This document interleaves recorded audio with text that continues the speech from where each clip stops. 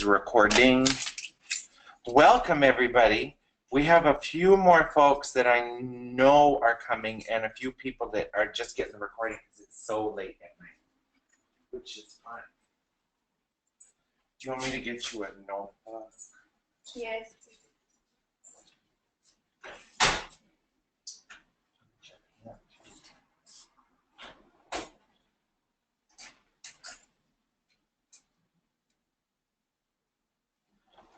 Good morning, good morning.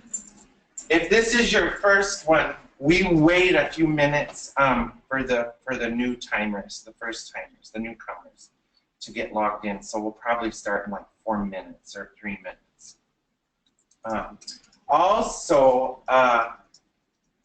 There's a couple people I've been communicating with that still need their bodice patterns. We pretty much have everybody with their bodice patterns. If you don't have it for the class, that's fine, because it's just like watch, show and tell, take note kind of class. Then we'll get you your patterns afterwards. And I think we always run into this with new folks sometimes, is that the way our system works is when you purchase with PayPal, that's the address we're given. And I think we run into every now and then people haven't actually used that email address for a long time, so they don't even know how to log into it. Or I think the other thing that happens is sometimes if you have a business that has a name different than your name, it's hard for us to reconcile who's paid versus who has signed up. So if you have like a situation where your business name is different than the name with your email, in the PayPal comments next time, you can just put, I'm so-and-so and my business is so-and-so and this is the email you should use. And then we'll get rid of your old email in our system so that it should be smoother the next time. But anybody who doesn't have their bodice patterns yet can just type in the chat section to Rachel. And questions. It says questions on your screen. You can just type to Rachel, say your name, which pattern, which size you would like, and give her the correct email. Or you can just give her your email, and then this afternoon I'll send you an email saying here's the ones to choose from. But I think pretty much we got everybody's. So very excited. A few more people to go before we get going. Yeah, some are still joining. Oh, good. I'm going to just iron some of my fabric real quick while people are still joining in. So you can look at the back of my head for a minute. A couple of you are asking about the discount code that you got from the last class. Yes. You can still use that today. Yeah, you can use it till midnight tonight, I think. It might go till Sunday morning, but I'm not sure. It's midnight tonight. And then we have new people buying patterns too, which is great. The way our Wix site works is it doesn't let us have the option to not charge people shipping. But if you buy email patterns, of course, you shouldn't pay shipping. So what we do is complete your order, and it will charge you $11.99 for shipping. And then when we send you your patterns, we will refund your $11.99 shipping. And we do sell a few physical products. That's why we're stuck with that $11.99 thing. And then what else? Yeah, and when you use your coupon code, it'll show, when you type in the coupon code, it will say tutu embellishment and then minus however much your discount is. So you're not like buying a tutu embellishment. It's just showing you that that's why you got that coupon code. For the folks that did, some people don't have the coupon code, so I can't say it out loud. Or should we extend it? We can make a bodice thing. Yeah, we'll make a bodice coupon code for everybody that took this class. Well, I think we're ready. Everybody's ready. Yeah, I think the numbers too. Yeah, I think the people that are left are the ones who are, it's too late, or they just want the recording. And I will keep my phone by in case somebody is stuck.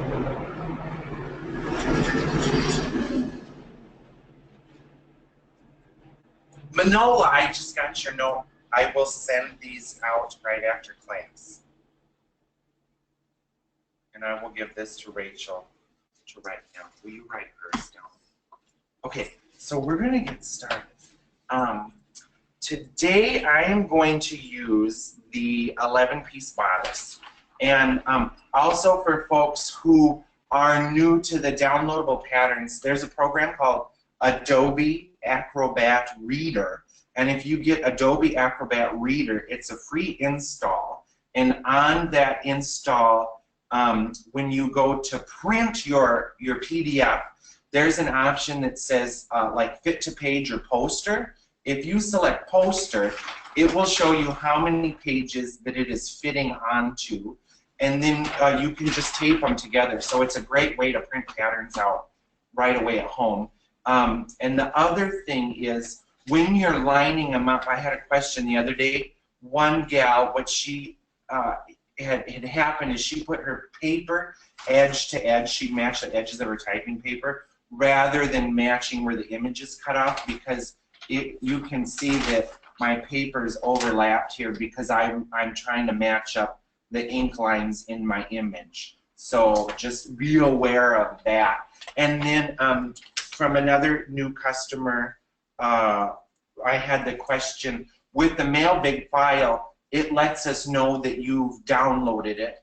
And then also, when we send the Mailbig files, I think it gives you 14 days to click the link and save it. Now then this question comes up. After you've saved it, you can print it out as many times as you want for yourself. But we do get a notification if you save it and forward that link. So if somebody, or forward the file. So if you forward the file to a new email address, it pops up and says, hey, did this person, you know, do they have access to that file? And a few of you, I do know, are forward stuff to your husband's or your work to print out, and you're already on my radar, and that's absolutely fine. So no problem there at all. Okay, let's make a pattern. So, thank you, camera lady. It's pouring like crazy in Chicago, and we're having cracks of thunder and lightning, so it's a good day to make a bodice. So let's just kind of look at the 11-piece bodice right now, and I'll talk just a little bit about the size on this. And in this class, I'm going to just do one adjustment to the pattern. I'm going to change the back neck to waist measurement. And then in bodice 2, I'm going to show you some different ways to either change the bust sizes, like quick ways to change the bust size, change the waist size. And also in bodice 2, I'm going to show you kind of the principle behind changing the cup. So like if you think of the cup of a bra, or where the breast goes in a bodice, I'm going to show you how to make more boob with more curve, or take the bust out. Probably on these patterns, nobody will ever need to take bust away because they're very much professional ballerina shape. They're very flat fronted. But I will show everybody in bodice 2 how to make more of a bust. And also the folks that took our patterning course, hopefully those adjustments are starting to feel comfortable to you. So the first thing I'm going to do is I'm going to decide which size I'm making, and I am going to make the medium long or the medium large. So I'm going to follow the dashed line wherever it says ML, and I'm going to cut mine out with a rotary cutter. Now, the other thing I want to tell everybody, because we have a lot of new people in this group, is all of our patterns that we sell, unfortunately, the sizing is for that pattern for who it originally was. So like when we make a pattern for a client that people are interested in, that's our medium, and then we enlarge and shrink it from there. So like an A in this bodice might not be an A in that bodice. So we always tell people to look at the measurements before you order the size G of every pattern, because I'm pretty sure the size G is not the same in every pattern. And this is one of our earlier patterns, and it has less size options. But we also can, if you need a more specific size, like if the bust and waist is right, but you want us to change something else, if it's a pretty reasonable adjustment for $5, we can resize your pattern for you. But also, it's good to make a mock-up. So first, you guys can read this note over here about lengthening and shortening, but the 11-piece bodice has a formula that works for every single bodice as far as raising and lowering the back neck to waist. Because lots of times the circumferences around are good, but the back neck to waist is wrong. And basically what it is you need to find the difference between the back neck to waist you have. So I'm going to cut out the medium long, and the back neck to waist on this pattern is 15 inches. And usually I don't make an adjustment unless then it's more than an inch different. So actually this is 15.5 inches. So I'm going to, for this pattern, I'm going to actually make a minor adjustment. I'm going to say that I want mine to fit only a 15-inch back neck to waist. So I'm a half of an inch too tall. But what the little note on the 11-piece one is basically telling you, so the difference is I want to shrink this a half an inch for our pretend client today. If it's only a half an inch, you can cut it across the waist and shorten it at the waist. You could cut it across the bust and shorten it across the bust. I like to, whether it's a large adjustment or a small adjustment, adjust it in 2 places. So you'll see this pattern has 2 lines going across it to adjust it. But if your pattern doesn't have those lines, you can still adjust it in a couple places. And by adjusting it more than one place, it keeps it a little more balanced, the fit. Then the other thing that this note on the 11-piece bodice says, it tells us to find our difference, right? So we want to shrink this. We're going to take the back neck to waist away a half of an inch. But here's what you have to think about when you have a bodice. My girl's head's up here, right? Here's the rotary cutter is going to be her head. And then she's got shoulders and sternum and upper chest running across here. This dead space is included in your back neck to waist adjustment, right? So if I want to take a half an inch away, part of my half an inch is actually up here where there's no pattern at all. So what I'm going to do is I'm going to take my half of an inch and I'm going to divide it by 3, and that gives me 0.16, so less than a quarter, right? So 0.16 is actually my adjustment. So I'm going to take away less than a quarter from each of these lines, because part of my adjustment to my back neck to waist is up here where there's actually no paper pattern. So if I was adjusting the back neck to waist on a lady's dress that went all the way up to her neck, I would also take something out across her armhole and across the upper part of her chest. So so I'm going to do my adjustment right now. And then, so does anybody have any questions about that? If you don't have the 11-piece bodice or the regal bodice, or it's not on your list to get, that is a really good one to get because it takes care of this adjustment. I need some tape. So, and the way the bodice is laid out on the paper, instead of cutting each individual piece out first, I can start sliding it down. So I'm shortening it less than a quarter of an inch because part of my adjustment's up there. What was the formula again? So the formula is kind of, if you, all our bodices, we mark the waist. I think everybody that does these marks the waist, which is really handy. Kind of figure out where your waist is and figure out what your where your bust is.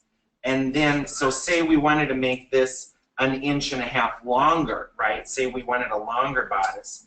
I would mark out, and okay, so let's say we want this 1.5 inches longer. You're going to divide that into 3. So whatever your adjustment is, either more or less, divide it by 3, and leave 1/3 of that result undealt with because it's up here where her torso, the top of her torso is, and then you're going to take away or add 1/3 in each of the other places.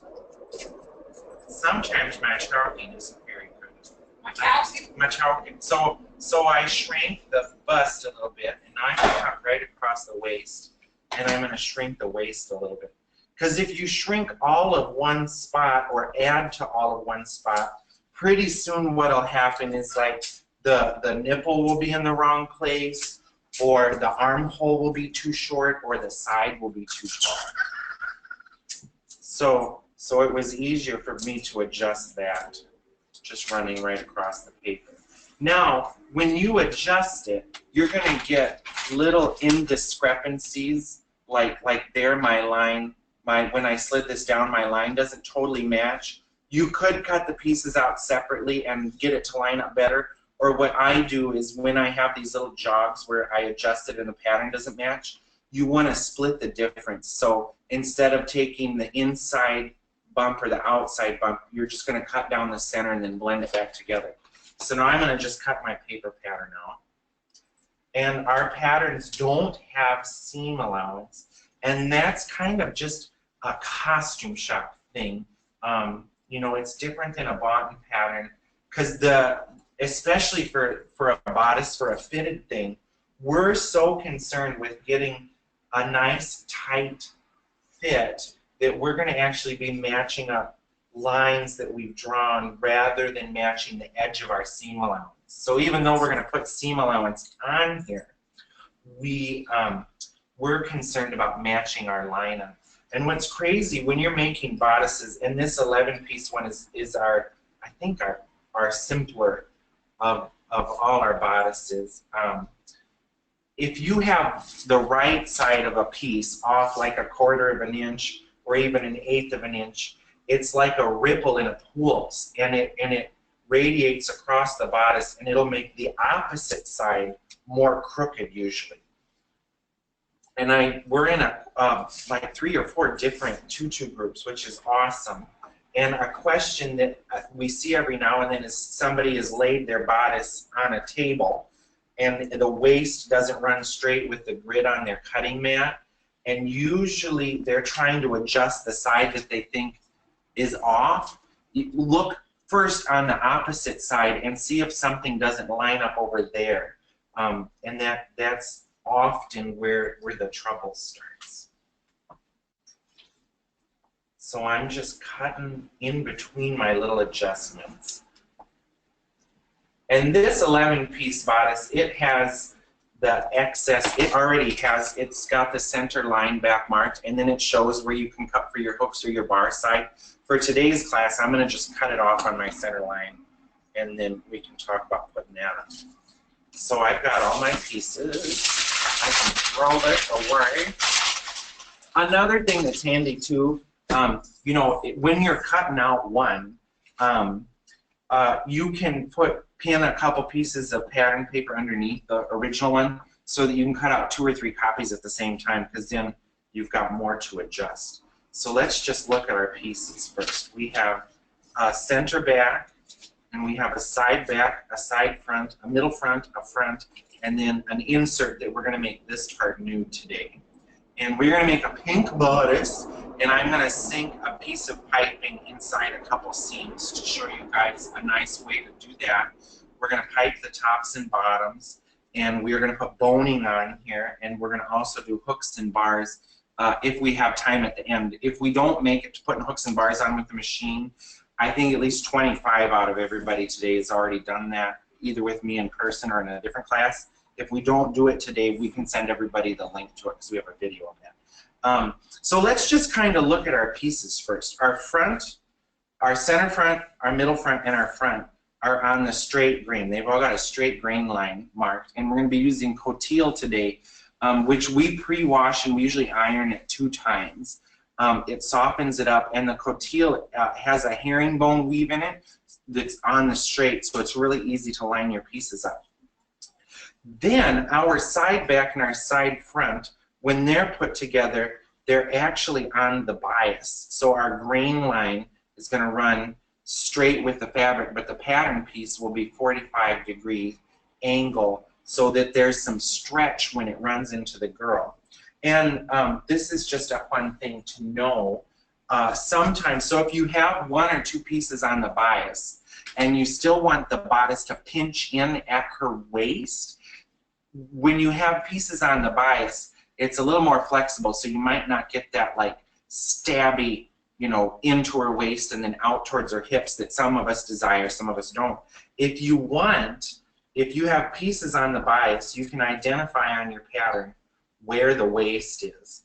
And if you want, you can just shave out like another 1/8 of an inch on each side where the waist is, so that the bias is a little bit tighter right there at her waist. And actually that's something you can do in more than one place. So all I did is, this piece is on the bias. I'm just going to carve out a little paper right where her waist is and blend it back up to try to keep that nice, you know, that nice shape that we want in a pretty ballet costume. But that little bit of carve out I did at the waist, you can do in other places. So, you know, like I know that I'm squishy a little bit above, I'm squishy everywhere, but more so above my waist. If this were my pretty bodice and I wanted to look really sexy, I might come on my front piece and carve out a little bit, but only just at the waist. So it's kind of like turning a bodice a little bit into a corset, but if you know where people are squishy, you know, you can have the right waist size, and if you shave out an 1/8 here and there, it'll just give her a more triangular, taller, pretty skinnier shape. So we're going to show you a couple different ways to cut this out. I'm going to cut out a couple of my pieces the longer way. I'm going to cut out my fronts and my side fronts where we have the cotillion open. And you can use all kinds of things on the inside, because some people find cotillion pretty darn stiff and heavy. We like to use it because it's pretty darn stiff and heavy because it lasts longer. Like a lot of the stuff that we're making, this is ironed, but you know, I folded it into a ball, but not enough. You can iron yours a little bit flat. The cotillion lasts a long time because of the way it's woven, and it doesn't give ever up and down. But what's wild is it surprisingly still, oh, there you can see it. It surprisingly has a ton of bias in it. So we like it because you can make flexible, sturdy things. Another fabulous fabric that you can line with is satin-backed cotton, and you can get that from Richard the Thread, and you can get it from Whaley's of London. New York City Ballet uses a lot of satin-backed cotton. We use it if we're making something for someone very special, and if the price tag is very high. But if you call Richard the Thread in California and tell Lois that Travis said she knows how to get satin-backed cotton, she will help you out, but be ready for a very high price tag. You can also flatline stuff just with twill, which is similar to cotillion, but the twill dies a little bit over time. So if you're making something for 8 kids to wear in a recital that you think you'll get worn once, twill is great. But if it's 8 bonbon babies that are on stage 30 times every Christmas for 40 years, you might look for something stiffer. So I'm going to use a Sharpie so that what I'm doing shows up, but we will often just use a colored, just a colored pencil. Now be warned, if you're making a white bodice and you use a whole bunch of different colored pencils, eventually with sweat and ironing, the color pencil will come through to your white fashion fabric, so beware. I know some people like to use these, I call it an infallible pen, but they disappear with water or air. We don't like them so much for bodices. We like to have like a line to see so that in 3 years, if we have a new person wearing it, we can let it out more logically or take it in. Yeah. Do you serge the edges of the cotillion before you wash it, and how many yards do you wash at a time? I think we usually wash like 10 yards at a time, and we don't serge it. We just let whatever fray stuff happens and then cut it off before we iron it, but you're more than welcome to serge it. That's like a better way to do it. And we just kind of fold it into the washing machine until no more fits, and usually we let it run and then we just start the machine again and do it a second time. And for fun, before you wash a piece of cotillion, we've done this before, draw a 10-inch square on it with a Sharpie, wash it and iron it, and see if that 10-inch square changed, just for fun. Okay, so I'm gonna start with my front piece. And the grain is very important on this stuff to keep things nice and flat. And we're gonna do basic flatlining today, but in Bodice 2, we're gonna show you some more advanced stuff. A technique to get things ultra flat. So what I tell people to do if they're new to this or they're a little blind like I am, I like to actually draw a line right on the herringbone in my cotillo so that I can match the grain line of my pattern piece exactly to it.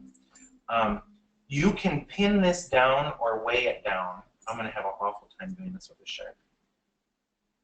I usually don't use a Sharpie on this. No, I think this works though because it shows up, right? Yeah. Everybody will forgive me for using a Sharpie, I hope, because we want it to show on my pale pink bottoms. So then I go in and I mark whatever notches are on my pattern.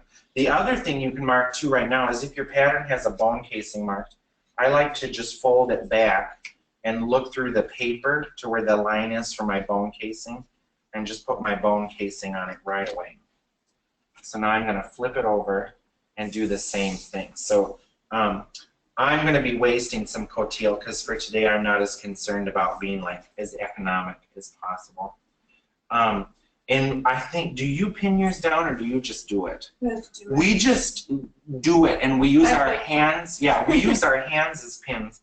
Because teaching enough live classes, one thing I notice is when people pin stuff to their paper, look, I'm just painting this on. I can't draw with a Sharpie. How funny is that? I notice a lot in live classes, people are pin their paper on, and they're actually like mushing their paper in a bad way because their pin is making a bubble in the paper. So I think we end up just a smidge more accurate actually by just holding on to it and going for it. If that makes sense. Little weights are good too if you have smaller weights, but we also try to think of the approach and like, how can I do this fast but do it well? You know, I know you'll make a little more money if you're doing it speedy but accurate. Then it's also fun to write in the seam allowance what piece it is, so I'm writing middle front in there. Now let's look at our bias thing. Yeah, can you explain what the dots are again? Yeah, all I did is on my pattern piece I have a bone casing marked, so I've just rolled my pattern up until I can see the line for my bone casing, and I'm just slapping on some dots where my bone casing goes. Okay, so now here's my side front. Should I go here? Does that show if I get closer to you? That's good right here, isn't it? Mm-hmm. So here's where people monkeyed this one up too. The side front has a top, right? And we're cutting it on the bias. What happens is some folks will, so our girl's neck is that way, right? Her head is up here. We'll make her a little smile. So our head is towards the far side of my table. So we want all of our heads going the same way. Now, if I have a piece on the bias and I trace one this way and then I fold it down to mirror it, now I have a head going that way, the top of the pattern going that way, and a top of the pattern going towards me. The way you want to deal with your bias pieces is to fold them so that the face is always towards the same side of the table. Your girl's head is always that way. So I'm going to do the same thing. I'm going to draw my line here. And this is the more accurate way to cut these out, by drawing each piece separate. But I'm going to show you a way where you can cut, where you can save some time, but you will sacrifice like 1/8 to 1/4 of an inch of grain line accuracy. So I'm gonna now, so I've got my neck going that way. My neck is now going to go that way. And the lighting in here is good enough. I can actually see what I'm doing. This piece I got a little bit too close to the edge of the fabric. Oh yeah, save room for the Save room for your seam allowance, because remember this doesn't have seam allowance on it. Okay, so I'm going to label these pieces. These are my side backs. And I'm going to put the seam allowance on this while I answer a question. I don't understand why you don't fold the material in two. Isn't it? Let me get to it. Yeah, that's what we're going to do next. So I was saying the other way, when you fold the material in half, you sacrifice a little bit of accuracy because you don't know that even though you fold it in half that your grain line is perfect. Because see how this isn't like perfectly flat on the table? Very good question. Is it someone we know or a new person? I don't know. I already went past Oh. So, I clear them out. I say organized. Organized, right. So now, okay, I like to use half-inch seam allowances everywhere except the side seams. We are going to use 2 inches, and at the center, or no, at the side seams we are going to use 1 inch, and in the back we are going to use 2 inches. But doing it singular, you have a little more accuracy. And I hardly ever do it double unless we have just tons and tons to do. Now we just printed it. Yeah, the last time we just printed it. Do you want to grab one of those and we'll show them that? This is really, you could grab a couple of the pieces you're working on. So I'm putting a 1/2 inch around everything. Now, if you are going to fit this on a client or your dancers are there, I would say at the top and bottom of each piece to actually put a full inch or even more so that you have something to adjust at the top of the neck or at the hem. So if you put more at the top and bottom in a fitting, you can remark where your top and bottom lines are, which is great. But if you don't have the person, you don't need that inch at the top and bottom because you're not going to have the opportunity to adjust it anyway.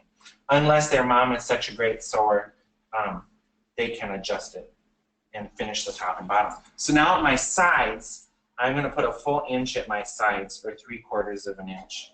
So here, look at this. So for our last project, we just printed our stitching line and our seam allowance. And Rachel's making all these gorgeous snow bodices that are going to look like icy birch trees when they're done. So these are all just printed. And she's working on the imperial bodice, which has that hip piece. And then you'll see her bone casings are all on first, and then her fashion, so the bone casings don't show through. And then in bodice 2, we're going to show you how there's a way that's really easy where you can like start decorating stuff on the fashion and get it to line up really easy to your flat line.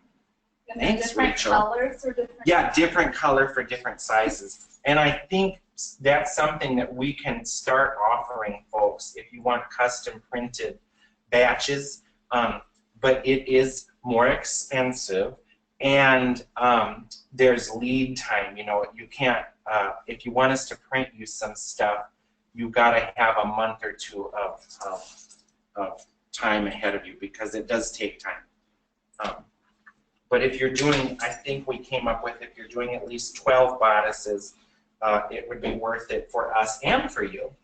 And you save tons of time. And the printing, the grain line across the cotillion will get off from one side to the other about 1/4 of an inch, just by how the fabric is wound into the machinery. But 1/4 of an inch isn't bad if you can cut out 24 bodices in the short afternoon. I think Rachel cut out 12 before lunch. Not even that long. Yeah. Do you print on the cotillion, then use that as a pattern for the fashion? Yeah. So you don't. So we actually, and you'll see this today if you're new to bodices.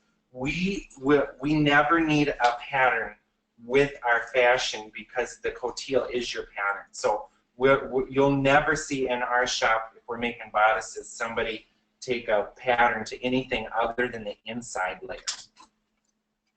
Okay, so now, we've got those pieces cut out, got our bones and notches marked. Everybody too, this is a good time to show this.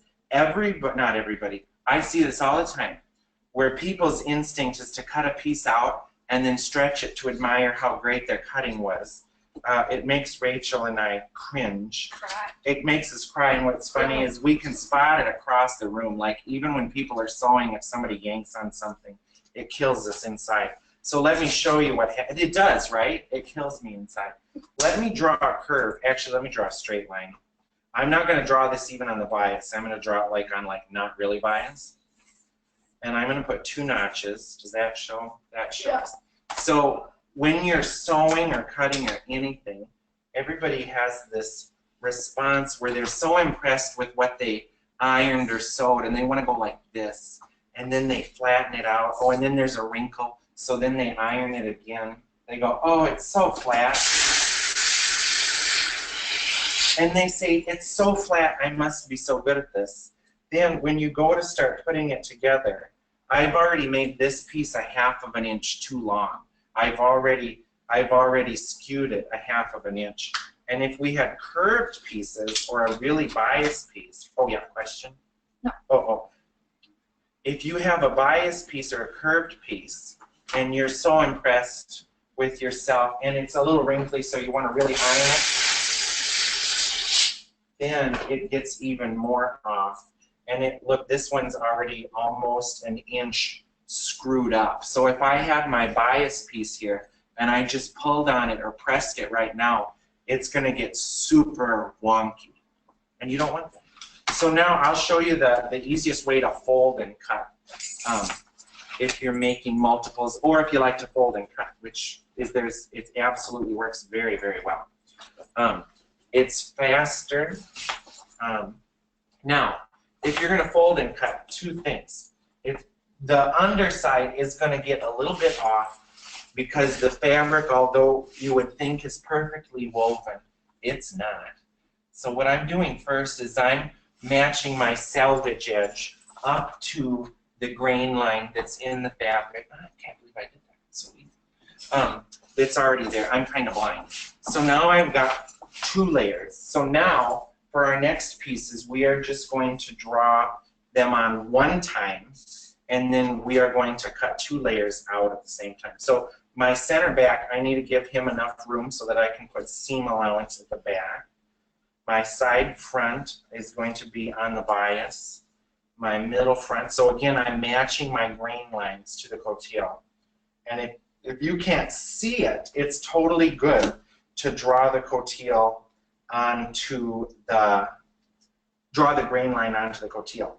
Now, if you're cutting this double, this is the time where you don't want to just use your hands to hold your pattern down. If you're cutting it double, actually pin your pattern down, but make sure that you're pinning it as flat as you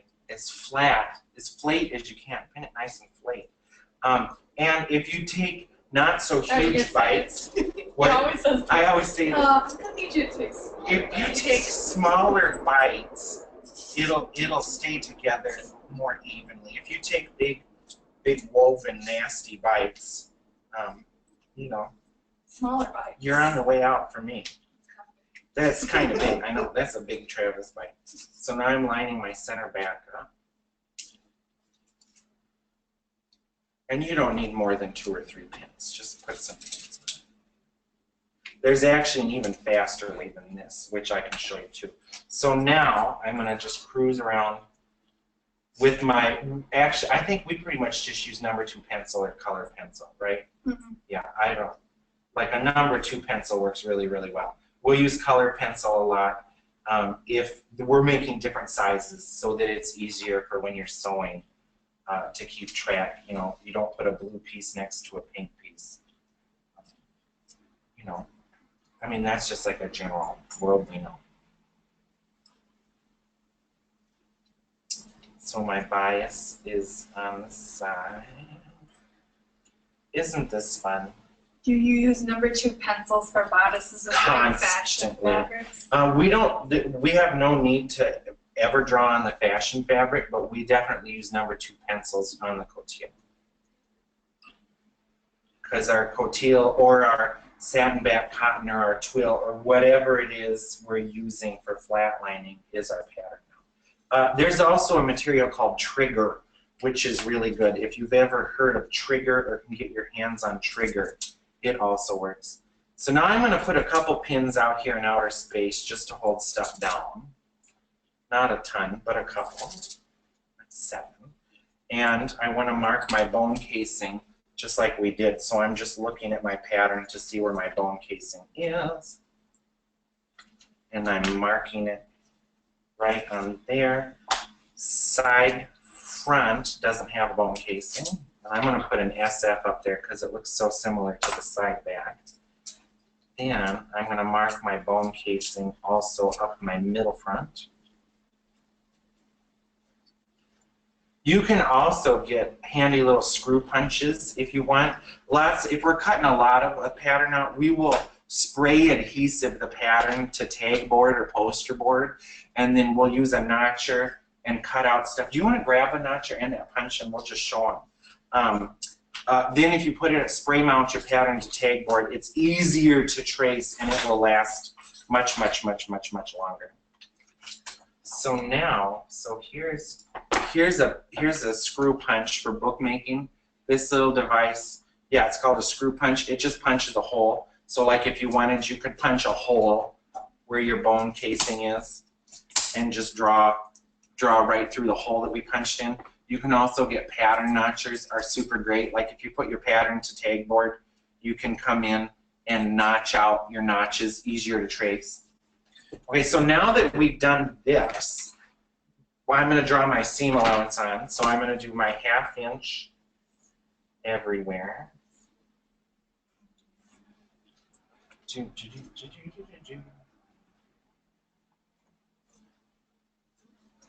I might, while we're going, give you a few of my pieces to pin, Miss Rachel, if that doesn't bum me out once we get there. I think, too, I'm going to focus today on getting the front and the hook side of the back together and show you the piping for the top and bottoms of stuff, rather than sacrifice showing you something just to get the whole thing together. We want to show everybody all the steps. So again, you could put more at the top and bottom if you're going to actually see this person and fit it.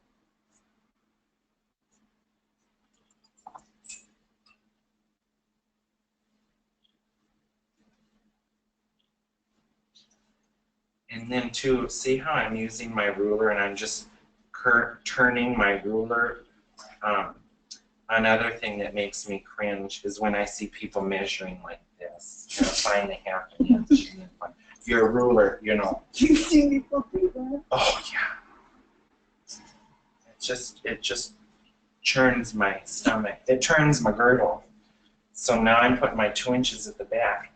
Now, what? No. It does. So now before I cut this out, I'm going to put tracing paper underneath because we care about the stitching line, not the seam allowance. And often we don't even really draw a super accurate seam allowance. We just make it bigger and then create seam allowance when we're serging.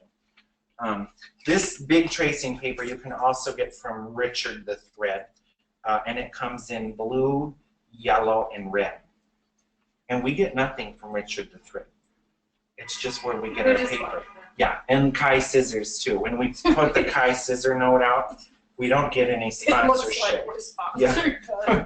Unfortunately. They're just the best scissors we've ever found. Rachel owns every pair. So now I'm using a pounce wheel, or a ponce wheel, or a punce de wheel. No, I didn't. Thank you. She got eyes like a hawk. You can get, there's all kinds of tracing wheels. We like the spiky one because it doesn't shift the fabric as much when you push on it. The regular Dritz one, I don't even have one. The regular Dritz one has kind of lumpy points on it, and when you push it along the fabric, it slides your fabric. So that one does work. In fact, what's funny about this one, this is a Dritz one. I don't know if you can see it. No, well, my mother filed every other point off for me so that there's not as many points. Here, we have this. Is that? I don't know why we own this. This is the worst one. The one with no teeth at all. It just makes stuff Why do we have crooked. that? I don't know. It probably came in a donation. Somebody's aunt died and they thought we really would want that. So now, right, I don't need to retrace my seam allowance line. All I need over here is my stitching line and my bone casing. So we're only drawing the seam allowance on this puppy one time. And then I am going to put yet another piece of pin with a small bite in each piece because I don't want stuff to shift around when I free it from its fabric prison. So now we've done twice as fast, which is super duper great. And I think actually I've just gotten so speedy with tracing at single that it takes me the same amount of time to go get the tracing wheel and the tracing paper as it does to just cut it out. To me, this takes longer. You have to like set it all up. And you have to pin it, yeah. And I think often too, we're making so many multiples in our shop that you can fit stuff better on the fabric if you put a whole row of left side backs, a whole row of right side backs. You know, you can save a lot of your expensive flatlining by nestling it. If you have multiples, you can nestle it much better. All right, there we go. Okay, so the next thing that I'm going to show you in this class, which is kind of a bodice 2 thing, but it's also a bodice 1 thing, and it just depends on what you're making. So if I was making this sucker with very lightweight fashion fabric and stuff that's going to grow, you can take a piece of twill tape, skinny little twill tape, and zigzag it below the stitching line and just on your back piece, because sometimes people finish their bodice. So I've got just 1 layer. They finish their bodice, and shortly after the girl has worn it, the back, if you have these big long cuts, the back is stretched out because there's bias here and it stands away from the back of her body. So just on your backs, if you have a big long cut like this, if you zigzag a tiny little piece of twill, it will keep the back from growing. So it's kind of like a stay tape or a hug snub or seam tape if you've ever used any of those. Now, most of our bodices, we're using really beefy brocades and stuff that once it's fused to or sewn to the cotillion, it doesn't stretch as much. But this is something to consider. If the back of your bodices are growing or gapping, if it gaps, if you fit it and it doesn't gap, and after she's worn it, it gaps, you just need to control this a little bit more. And we don't do it so often in our bodices because the piping we're using, let me get some piping.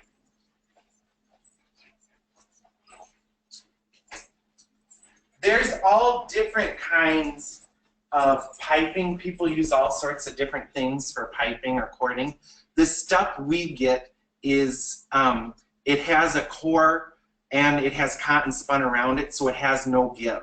But some piping really goes whoa, whoa, whoa. So if we were using cotton piping that's stretched out, I would have our folks here put a piece of twill tape in here.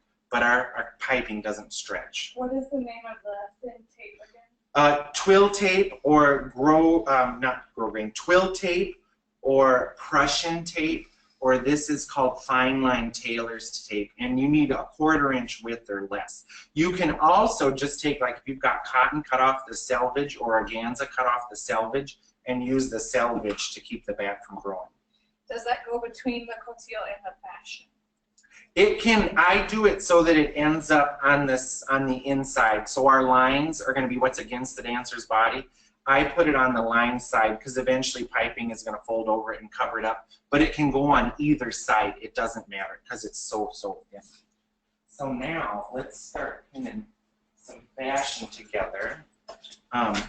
What we are going to do is I'm going to put this piece of twill tape on one of my backs just to show you, but we're using cording that has no give, so I'm not so worried about it going on the other side. Now, oh yeah, we're going to put bone casing on too. Yeah, I jumped the gun. The next thing is, actually, why don't I pin the pieces that don't get boning, since then I can do a couple things at the machine at the same time. Lots of times too, we will use both sides of fabric as part of our design. So like if I want the front of this to be a little paler, maybe I will cut one of my fronts on the wrong side just for interest. So let me see. I think I'm actually going to do that for today. When I get to my front piece, I'm going to use the wrong side of my fabric because it looks cool and it ties in. The light colors in the center.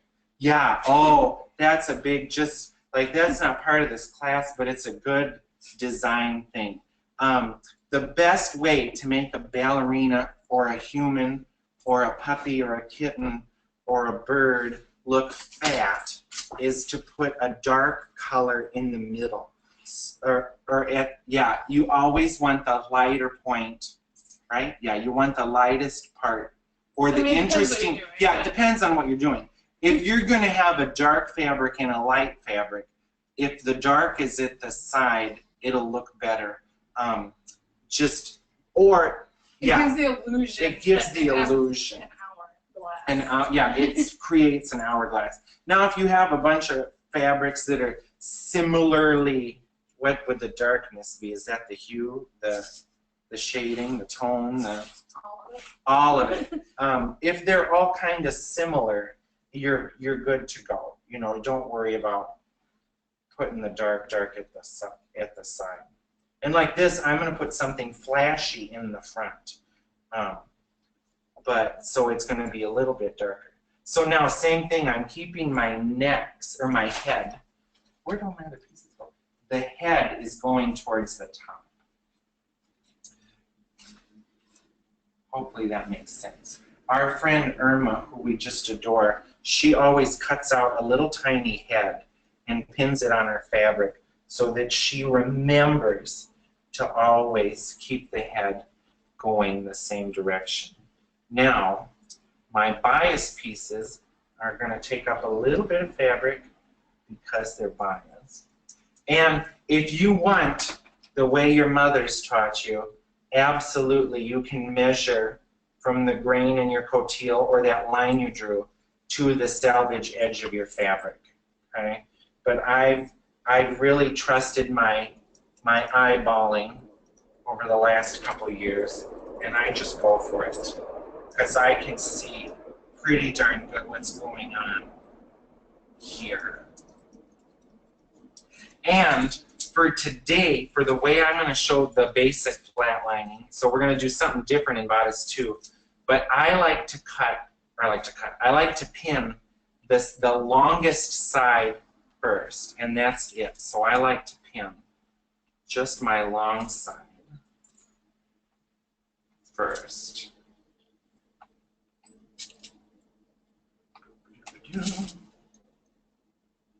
You gotta have a little song in your heart.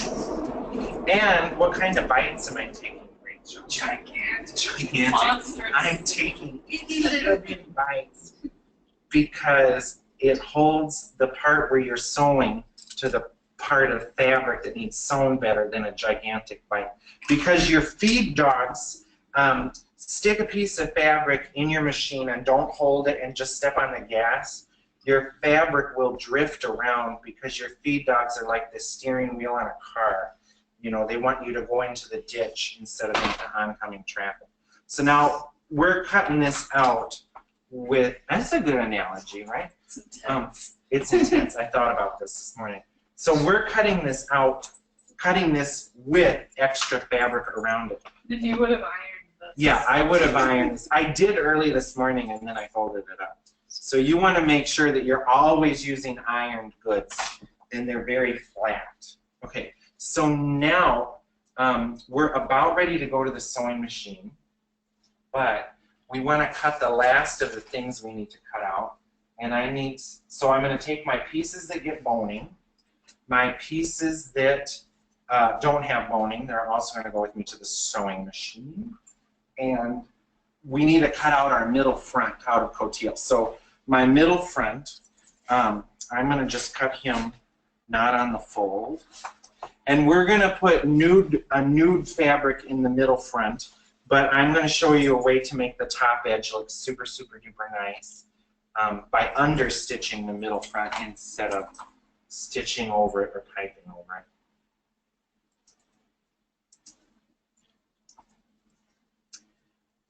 And I think when we're putting this together, I'm going to focus on one of the back sections instead of putting the entire back together, so that we can get to all the things we want to show everybody. And likely we'll go about 10 minutes over.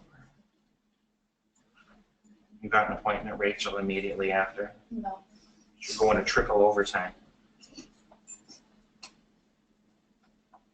Yeah, so I want to make sure we show everybody the steps. And then I think on our student, educator, and intern page, we'll just finish whatever we didn't do today, and we will put up lots of very up-close pictures. But today we will make sure to cover all the steps. I think that sounds good. So now I have all my pieces. So, lovely camera lady, let's go to the quiet machine or the Bernina, this machine. We're going to go to the industrial machine, and we're going to start putting this together. And I'm going to show you some stuff, even about how we lay on the bone casing. So I won't talk as much while I'm actually sewing, but I will stop and talk about what I did. The first thing I'm going to do is zigzag that little piece of twill tape on the center back that we're doing. So I'm going to take my center back, and I am going to put that little piece of twill tape just below the stitching line, because we don't want it to get cut off later. And I'm going to just bend it around without really like yanking on my fabric, because I don't want to stretch my fabric out.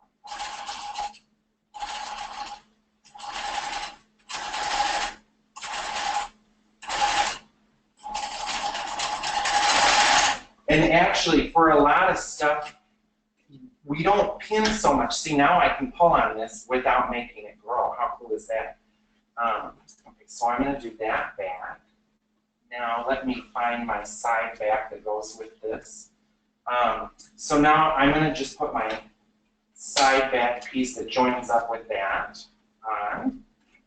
So I'm going to stitch right on the line. You can stitch into the seam allowance if you want, but it's harder down the line to make sure everything matched up really well. So we like, with a long stitch, to stitch right on the line.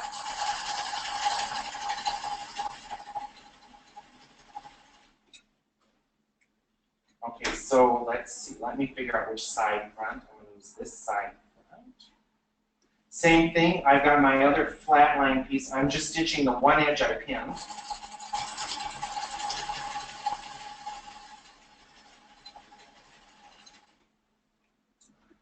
So these two pieces are keepers. This is the keeper file. Now, this is for my other side of the bodice. I'm not going to focus on that right now. Then I want to figure out which pieces make, so I'm going to lay out my bodice and figure out which pieces I'm actually sewing to make half. I need that, I need that, I need that, I need this. There we go. This is the side of the bodice that we're going to focus on. And actually, we'll get this other part done so we can work on the front. Does that all show? Mm-hmm. Yeah. So I've got my back, my side back and side fronts, no bones on there. Now I'm going to put bones on my middle front and my two fronts. And then the other half of the bodice, I'm not going to work on sewing on because it's just the same as this half. So now I want to put my bone casing on. And some of the boning in this bodice is curved. So if your bone casing placement has a curve, you want to sew the longest side of the curve first, so that when you sew the short side of the curve, it'll lay down nice and flat. So I have a curve going this way. So I'm going to sew the longer side of my curve. And I like to run the bone casing just a little bit out of the seam allowance. But you want to reverse within the pattern piece. If I reverse in the seam allowance, it's pointless because it's going to get cut off. You need to reverse within the pattern piece. Yeah, so I'm going to reverse within, everybody say it at home, reverse inside the garment, not outside. And I'm going to do this factory style. So I'm going to take all my pieces in front of me that get bone casing, and I'm going to put the long side on all of them, reversing inside the piece. Inside. And I'm not pinning it on, because if I pin it, I might stretch it out. So I'm doing the long side.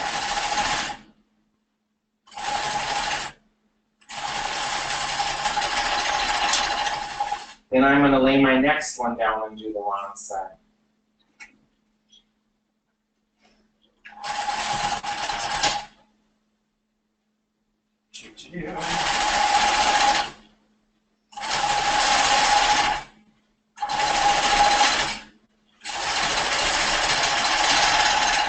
My next one and do the long side.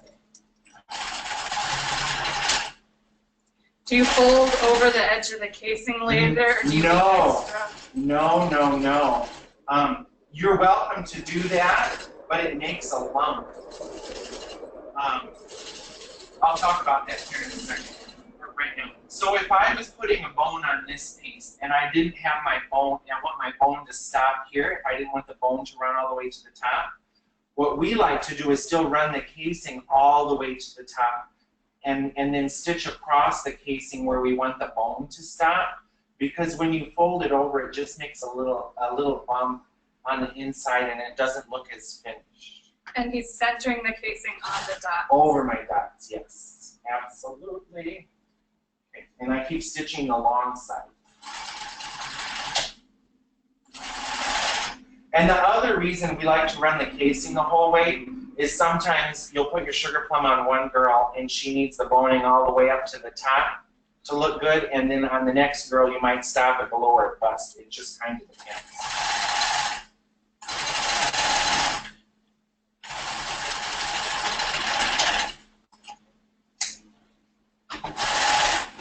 So now that I've done the long side of my bone casing, my short side, see this side, the inside of my curve, my bone casing looks like a little bit full. It's better for this fullness to, is it too white? Am I blown out? Yeah. There, oh, that's better. So see the short side of my curve, the bone casing actually needs to get eased on. Whereas if I sewed the short side of my bone casing down first, I'm going to torque things when I try to flatten out the long side. Just do a little sample at home and you'll see exactly what I mean.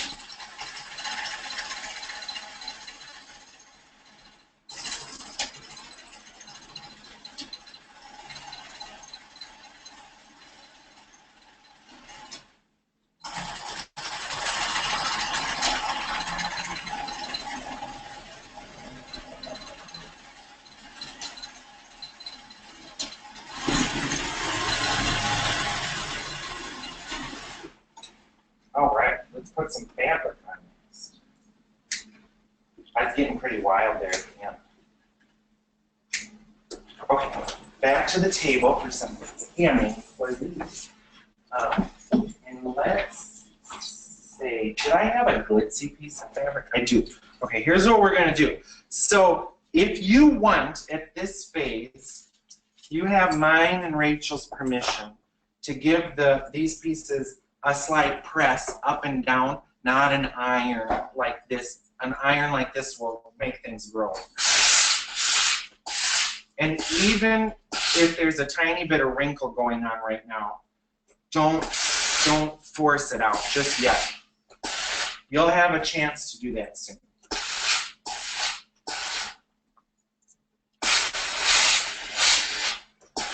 And if you're really nervous, you can even let these cool off a little bit before you lift them up. Okay. So now, let's do the same that we had just done, and we're going to pin out the longest side first, because that's what we're concerned about flatlining. And we're going to match our grain over here. And this is a little full, or you know, it's not completely flat, but if I completely flatten it out right now with the iron, I'm going to make stuff super crooked and gross. And if you think about all these cuts that go across the grain line, they're really flexible. So we don't want to yank them apart. And later, when we get into and hammering and all that stuff, you can get a little more violent. Once two pieces are sewn together, then it's a little safer to get mean with the fabric. So I'm going to pin all my long edges again.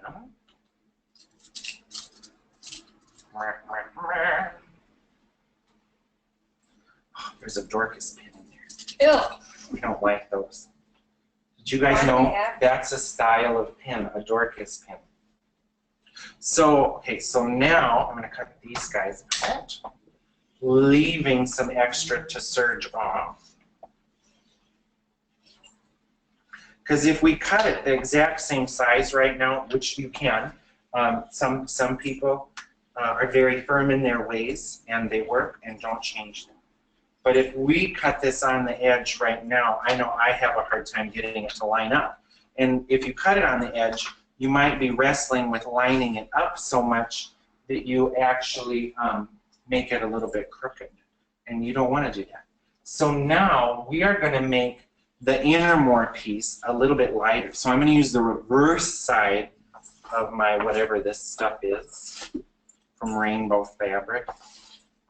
It kind of has like a damask look, but it's not really damask. Same thing, matching my grain lines.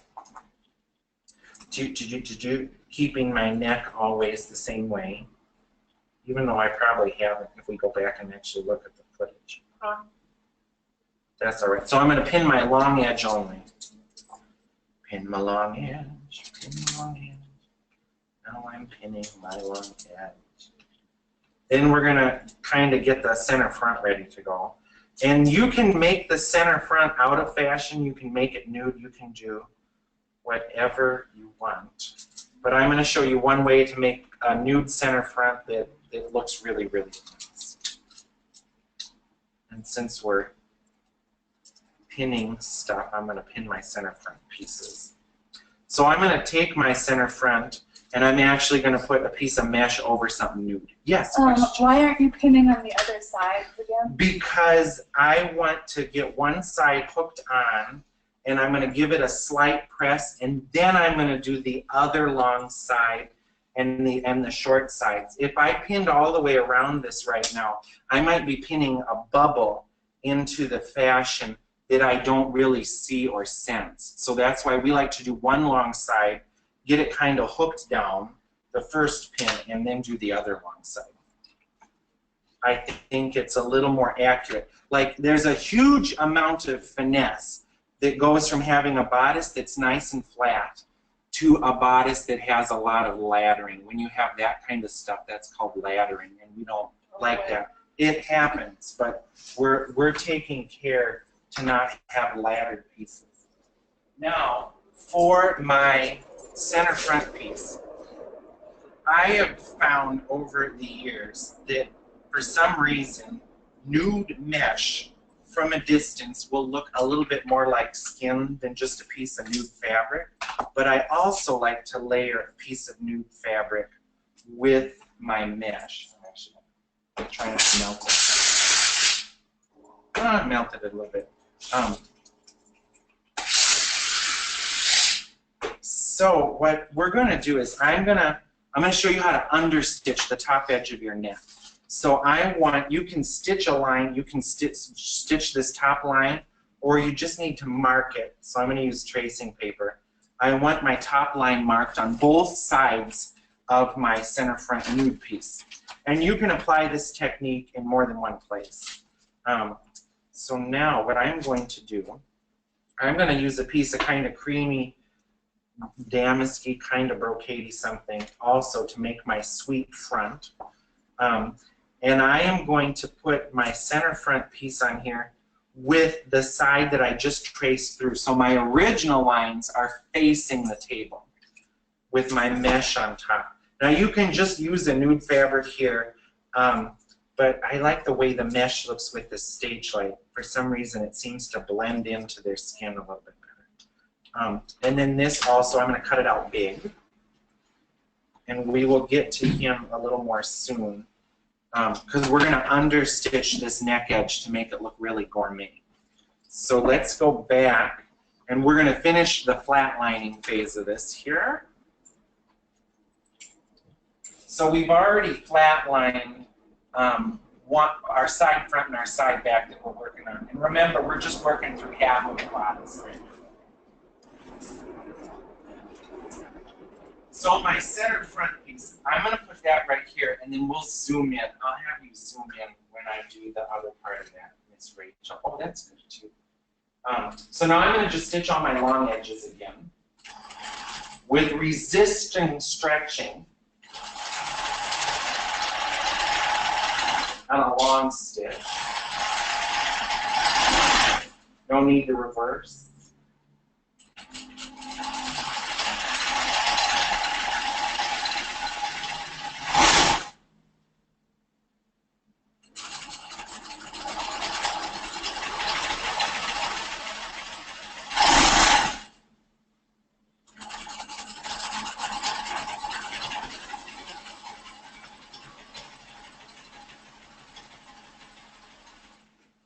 You want to pull the pins out of these, my dear, and I will. Okay, so I am going to do the front here. I'm going to tell you what I'm doing. So we have our two layers that we sandwiched together to make our nude and our cotillion. I'm going to first stitch the line that is on the non-liney side of the cotillion, if that makes any sense. So I'm going to stitch that line with like a medium length stitch.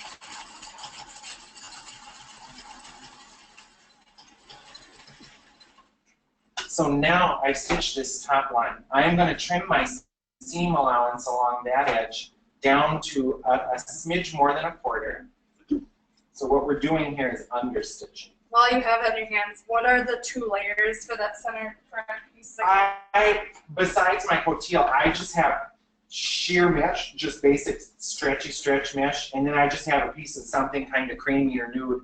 All I've done is just come up with the color that I like, and I like the mesh on top because it looks more like skin on stage for some reason than fabric does. Do you want these pins? Yeah, so Rachel's gonna pin. Actually, you want to give them? Let's give them a press. Here, let's do two things with the iron. Let's go to the iron. So we've stitched one long side, right?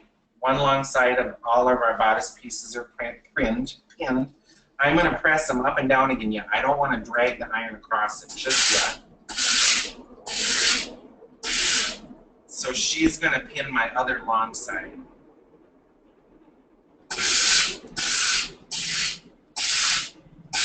Again, I'm not so worried if the cotillion doesn't look 100% flat yet.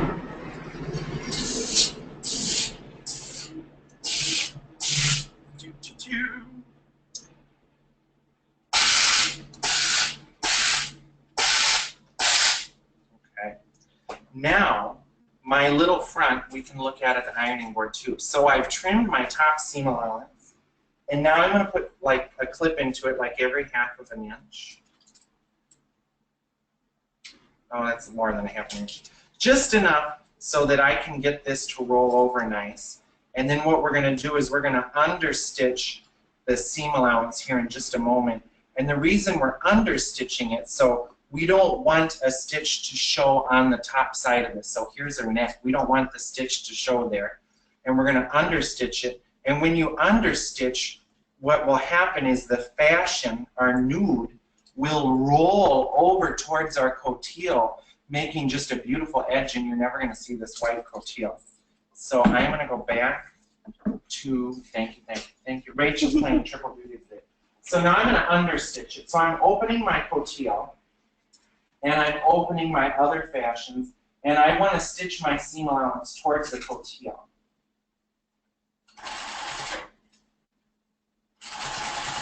And I don't need a back stitch because I'm going to have stitching overlapping this later, so it's not going to unravel.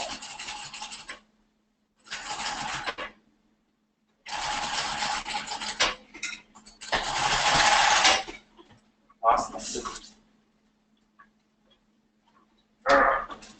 So now, I'm going to give this a press, but we don't need to move the camera again. So now, my fashion rolls over towards my cotillion, and we have no stitch showing on the front. And it looks really, it's a little more, you know, couture sewing here.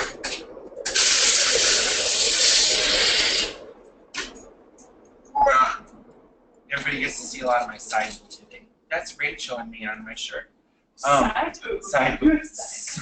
I just want to So now on my center front piece, I'm going to pin my other two edges of my V. And I'm going to get that flat line. I'm going to go down both sides of it. And when we flatline, we like to run off the piece rather than turning a corner.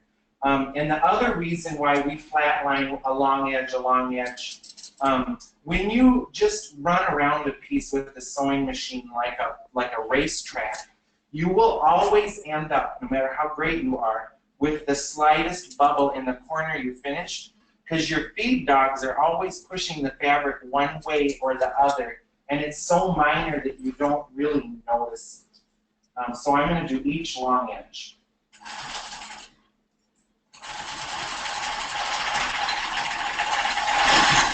Oh, there's some scissors. Scissors from somebody named Pat. I think these are Patty Judy's scissors. I'm not supposed to say last names. Why? I don't know. We just made that a rule. Yeah, that was our own made up rule. So now I completely flatline my front, and we're going to edit away the extra fabric in the serge. So I'm going to get that to Rachel to undo. Now I'm going to stitch my other long edges.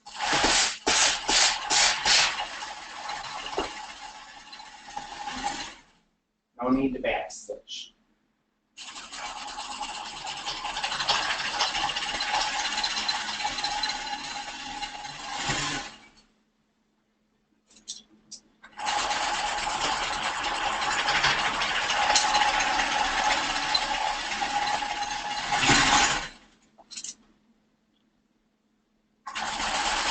Here I'm going down my center back and then the long edge.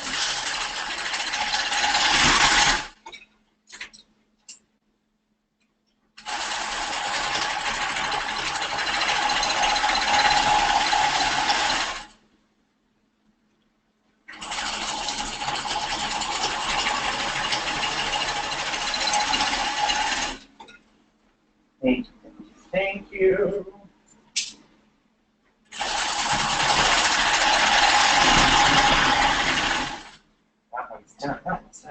Okay, so now I'll give you some more to pull the pins out of, and I will start doing short edges. Here, I got one more. This is how we work every single day, isn't it? Just side by side, pleases and thank yous. No. Okay, so now we're going to pull these pins out, and I have to decide now, where do I want to put the bones in? I'm going to put my bones in from the bottom up. So as we do our short edges, we need to identify the top and bottom of the pieces, because I want to leave the bottoms open so I have somewhere to put my bone in. That's that. So our center front is going to go there. Here is our side back, our side front, and our back back. So now I'm going to stitch across all my bottoms and all my tops the same way, but I'm going to skip over the bones. And the pieces that are a little bit wider, I'm going to put a pin in the middle too, because I don't want stuff to shift around while I'm sewing. Now, if you have a little teeny narrow bit like that, you don't have to put a pin in the middle. Okay? So I'm going to flatline across all my bottoms, skipping over the bone casing, and you don't need a reverse. Just lift your needle and skip over the bone. Don't close your bone holes. That's about as naughty as I'll get today, right? I think so. In the leotard class, it gets pretty X-rated. Just because you say camel toe? I say camel toe and crotch a lot. Skip over your bone. No bone on the side front. No bone on the side back. I put a pin across my bottom because it's kind of a wide span. Oh, that's like my word for the day. That's a little span. So now we'll come back and stitch across the tops. So now, since I'm putting the bone in from the bottom, I can close the bone hole at the top. Close that.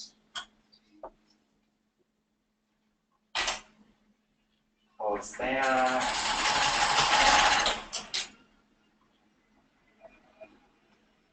So it doesn't need to look tidy yet. You can have strings hanging off of everything. Because a lot of it's going to come off when you serge.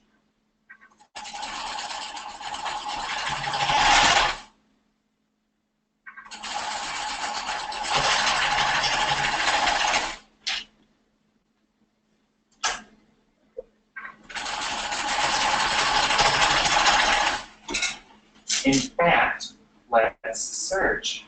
While you're doing that, Yes. you use 3 or 4 threads for serging. You know what? For flatlining stuff like this, you can just use 3.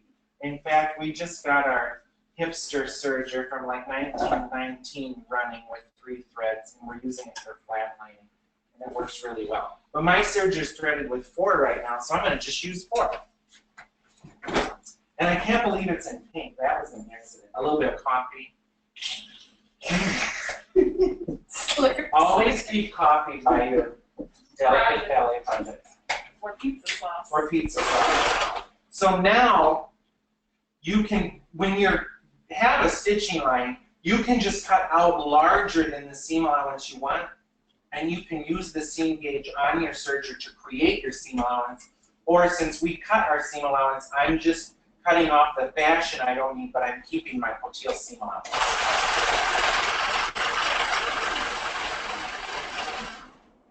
I'm making my stitch a little longer.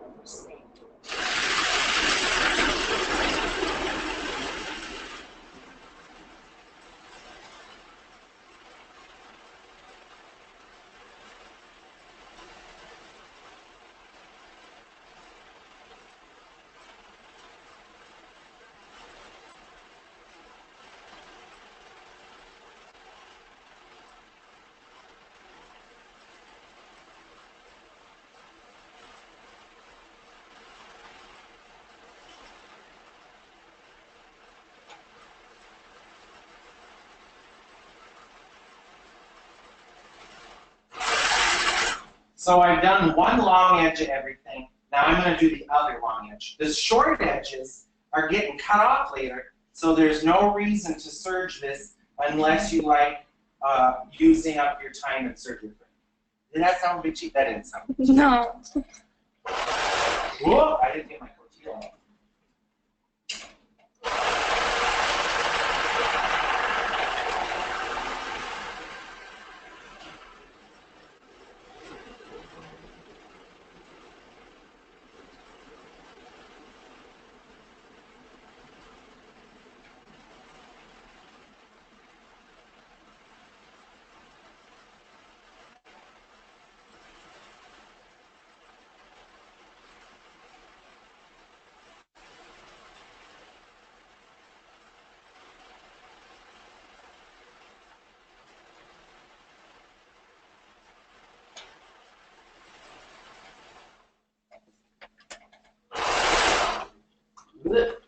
Got a hump. My understitch. Get in there.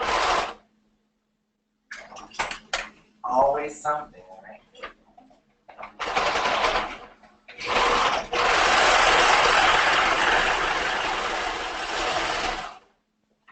Now I'm going to just cut all that apart.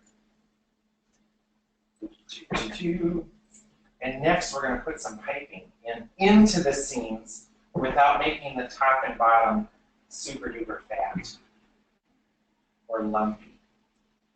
And all this garbage at the top and bottoms is getting cut off later. If you want, you can trim it off with scissors, but it adds a step and your time is valuable. That's what I've decided.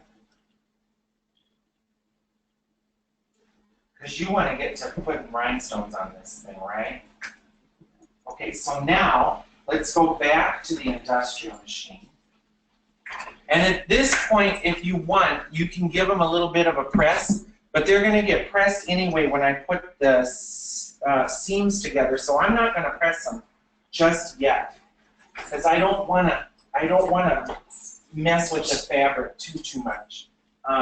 Oh, actually, I should cut out pipe bias really quick.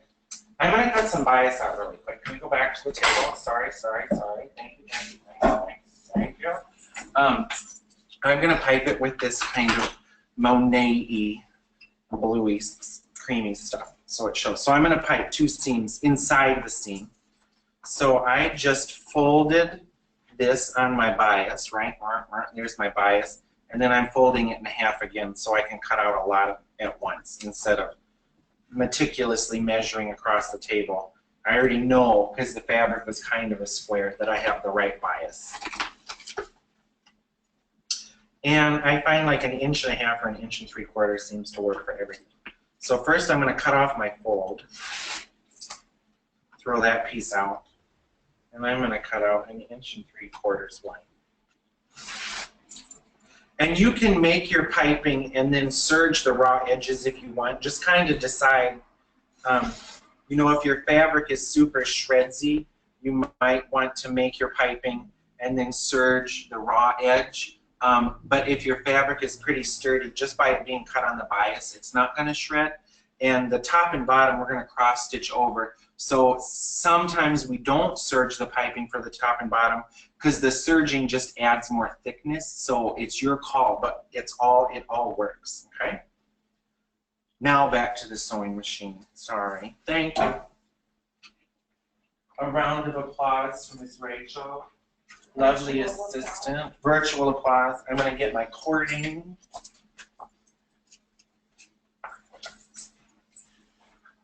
So you can use a zipper foot, works really, really well. But we have industrial machines, so we use a cording foot, and it's a foot that has a channel.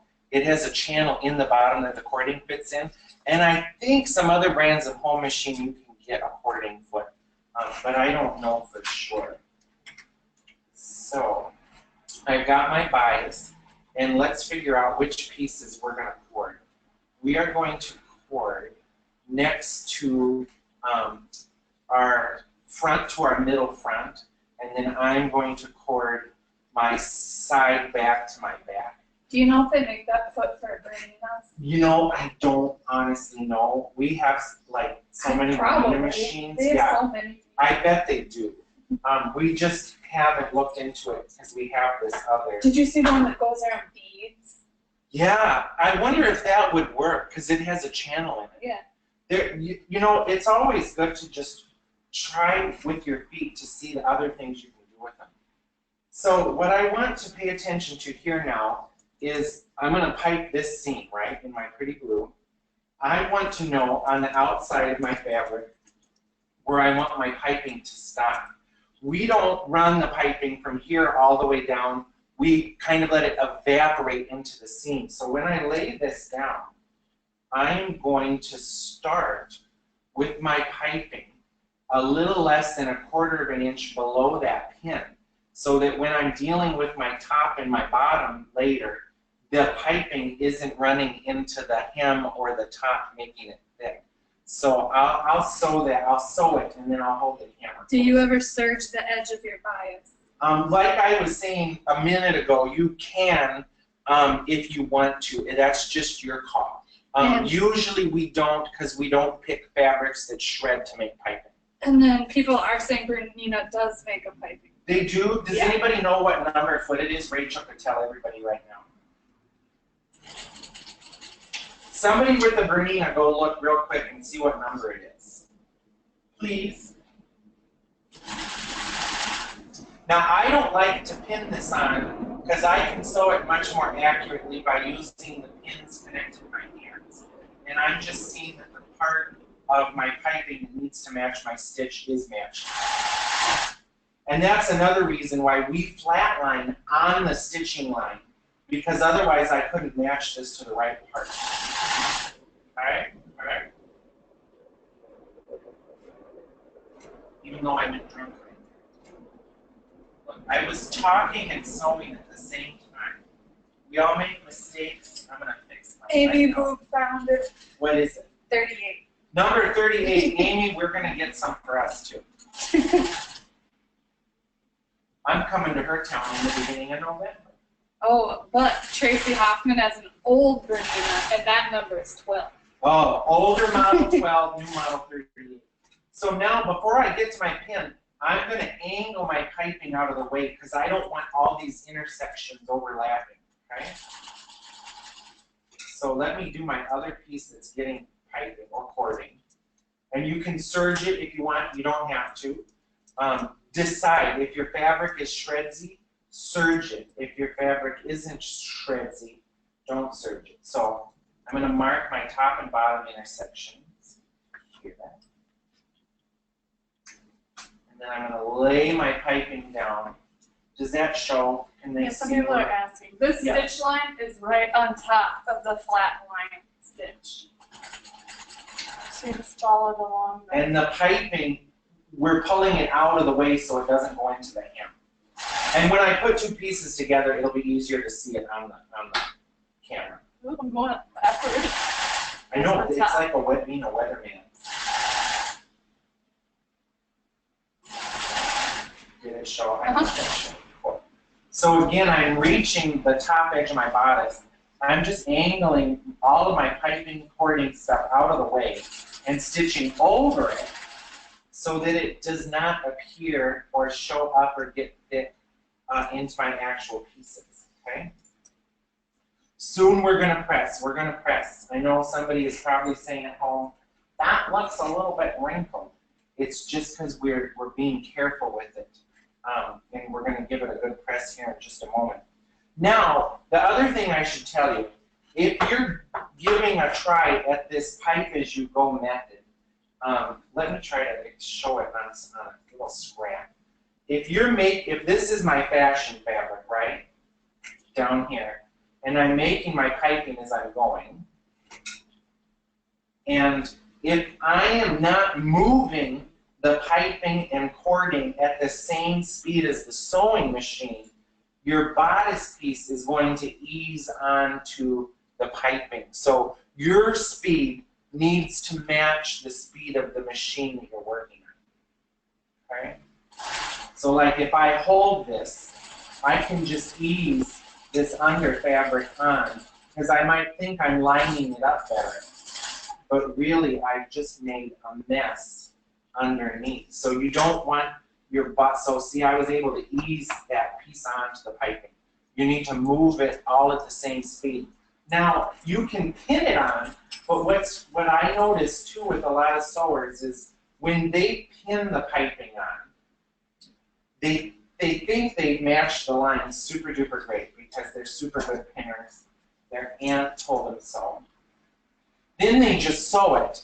Then if you look at the bottom side, see, I have my piping stitch exactly on my stitching line and exactly on my flat lining line. Lots of times when you pin this, you do two things. You either pin and scrunch the piping on and put too much piping on it, or you pin and the sewing actually ends up really, really crooked. So you don't want that.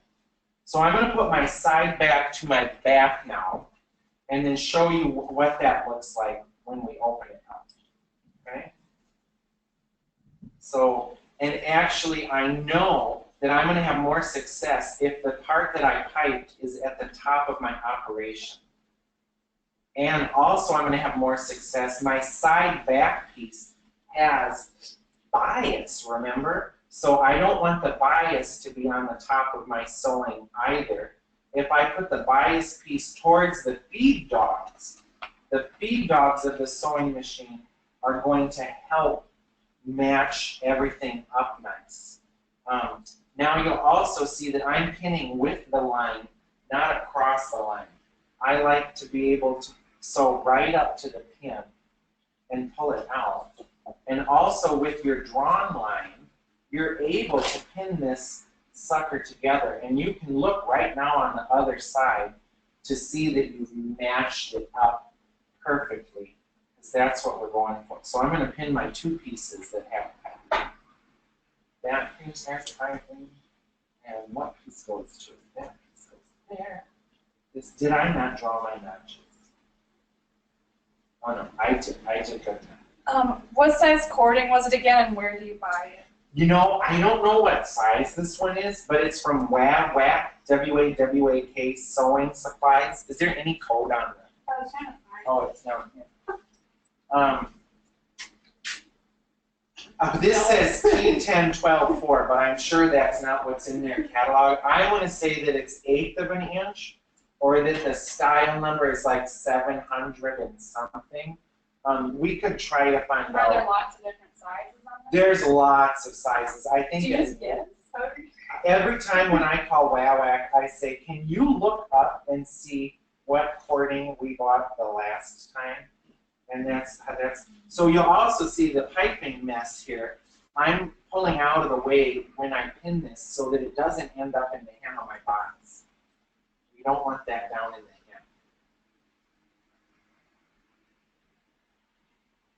hem. And now's the point where if you're trying to match a notch or you have a little extra fabric, now that this has had some sewing, help holding it together, now if you need to give it just a little pull, you can, not a yank. And you'll also find that when you're pinning stuff, sometimes if you bend it, like if you have one piece that seems longer than another, that's a sewing trace, and we're humans. If you curve it when you pin it, you'll be able to ease the longer side on when you sew it. Okay? So now I'm going to sew these guys together. Now's the very first time that I'm going to reverse with putting my pieces together and flatlining. So I'm going to sew through my seam allowance into my piece, then reverse, sew my piece, reverse, and then leave the seam allowance. Okay? Let's see if I actually do what I said. So I'm reversing inside the piece. Now this is some thick sewing. So you can see why we like to line up the seam, because it's thick. I would have a hard time matching the edge.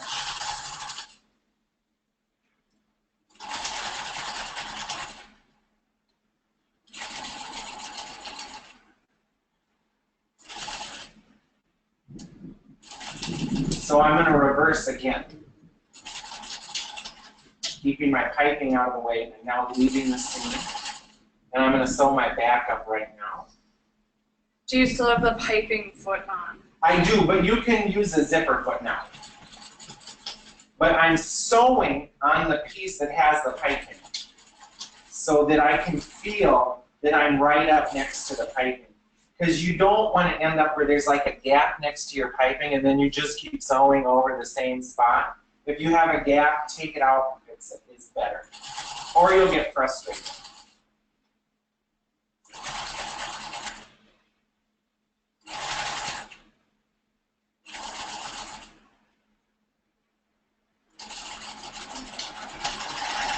Reversing it in. Will you grab me the hand if it's discoverable? Okay. So now, look at how nice that is. See how my piping evaporates before my top edge? Does that show? Ooh, so my piping won't end up making extra super duper thickness up in the top. So now I'm going to put my side front on before we start pressing. It's starting to look like something. Beautiful colors. Wow. Okay, so I'm just Monet. Or is it Manet? That's a different one. I know, but what does his stuff look like? No, I know there's two. This is like water lilies. We were, when I was a kid at the Chicago Art Institute, I was with my mother, who's an artist, and I didn't want to go. And there was a Monet exhibit with water lilies. And she pulled me aside and she said, I paid a lot of money for this, and you're going to pretend to enjoy it. And then when it's all over, you have to show me one thing you really liked. When it was all over, I led her to the museum. And what I liked was a glossy photo of water lilies. I didn't like the actual water lily. I liked the advertisement in the lobby for water lilies. How old were you? Like 12. Oh, that's kind of old. So now I'm gonna ditch my piping foot, and put on my regular foot, just sew a seam with no piping. So I'm sewing my side front. Yeah, I just thought, you know, just leave me in the lobby. I didn't want to walk through. That was like back when people were courteous and quiet too. You know, you couldn't yell at a museum. You go to museums now and people are just on their phones, Skyping, taking pictures. Disrespectful. I put my side front at the bottom because it has bias and I know it's going to sew on more successfully. So now we're going to give some of this stuff a press for the first time. Actually, I'm going to put on one side of my nude inset, okay? And I'm going to only start sewing at the point because I want to work the other piece into here nicely. So I'm going to start sewing just at the point. Actually, I should have serged the bottom of this. I'm going to pretend I serged there. So I'm going to go just to my point, okay? So I'm going to match up. I've got some notches here that are really, really helpful. And I keep grabbing my bend pin. Then we're going to put some boning in, pipe the top and bottom. And I think we're doing pretty good. We're doing well. You can have fewer items. Oh, I have a lot. Rick was showing me parties today. We were talking about how my gray hairs are like a different texture. They're curly. So now I don't want to sew past the point of my inset. So I'm putting a cross pin just to show where I want to start sewing. Okay?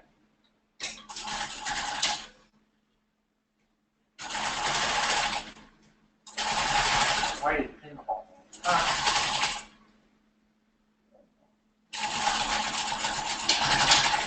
Now let's press some stuff open and then put some bones in here. Now I feel like I'm at the spot where I can start giving some steam and ironing and stuff. So I'm going to use a ham because I have some curved stuff. And now you can be a little bit rougher because your pieces have their friends helping them out. They're not going to stretch out so bad now. So I'm going to press all my seams open. And since I didn't serge my bias for my piping, I'm going to press it open also. Oh, my glasses are fogged up and I can't see anything. Now they're off and I can't see anything. I'm blind here now.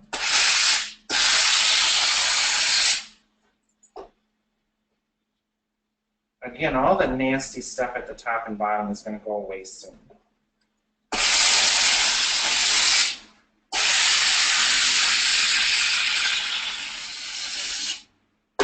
Again, see, look, now we don't even have bones in it, but we don't really have many wobbles in things yet. But what we're going to do now is press the back and then put some bones in and just talk a little bit more about finishing the top and bottom edges. And I am going to give this to Rachel. And we're gonna finish the whole bodice and then we'll take a picture of the whole front put together. Just throw it anywhere you want. Okay, so now, so did anybody have questions about piping, why I made the piping? I didn't put my glasses back on. This is just a great thing, making the piping in before this piece of piping, or how, if some people like to bias tape the bottoms, totally fine. So I'm going to give this a press too. And then we're going to focus on boning. Actually, I could put a bone in one of those pieces too. Yeah.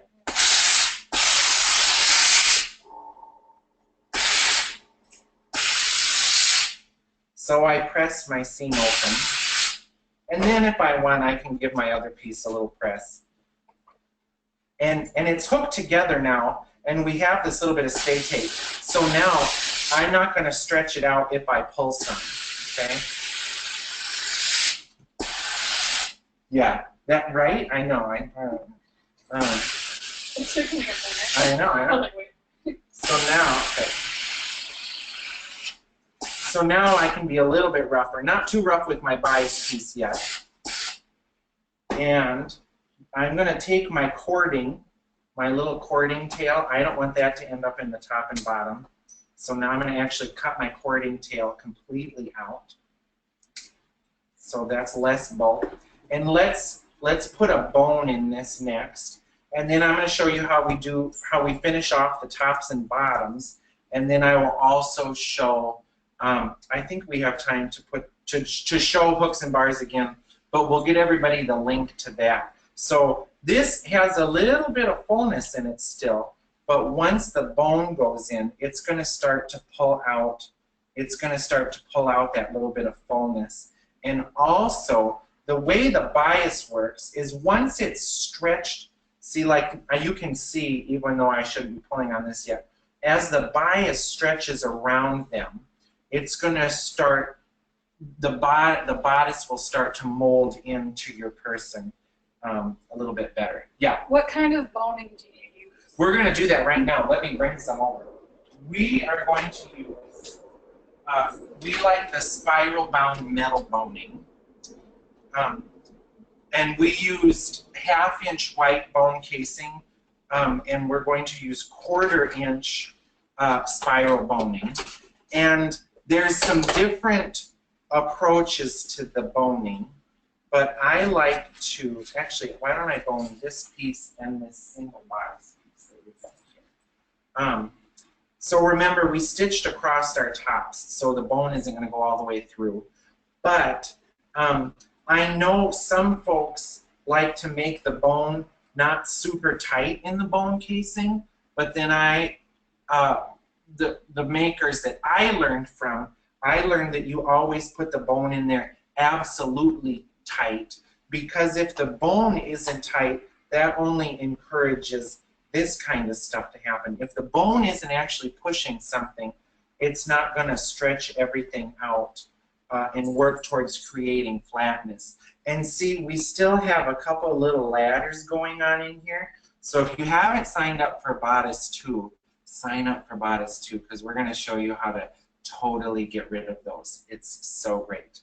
But that's what that's called. If you didn't know, when you have a little bit of fullness still, that's called a laddered seam. And actually, I would guess that if I popped this piece apart and sewed it again, that my ladder will go away. It's just because I'm working very fast and I'm not paying as much attention to my internal speed of tension. But so we're going to use a 1/4 inch bone, and I'm going to just lay the bone to the very top and very bottom of my bone casing inside my bodice piece.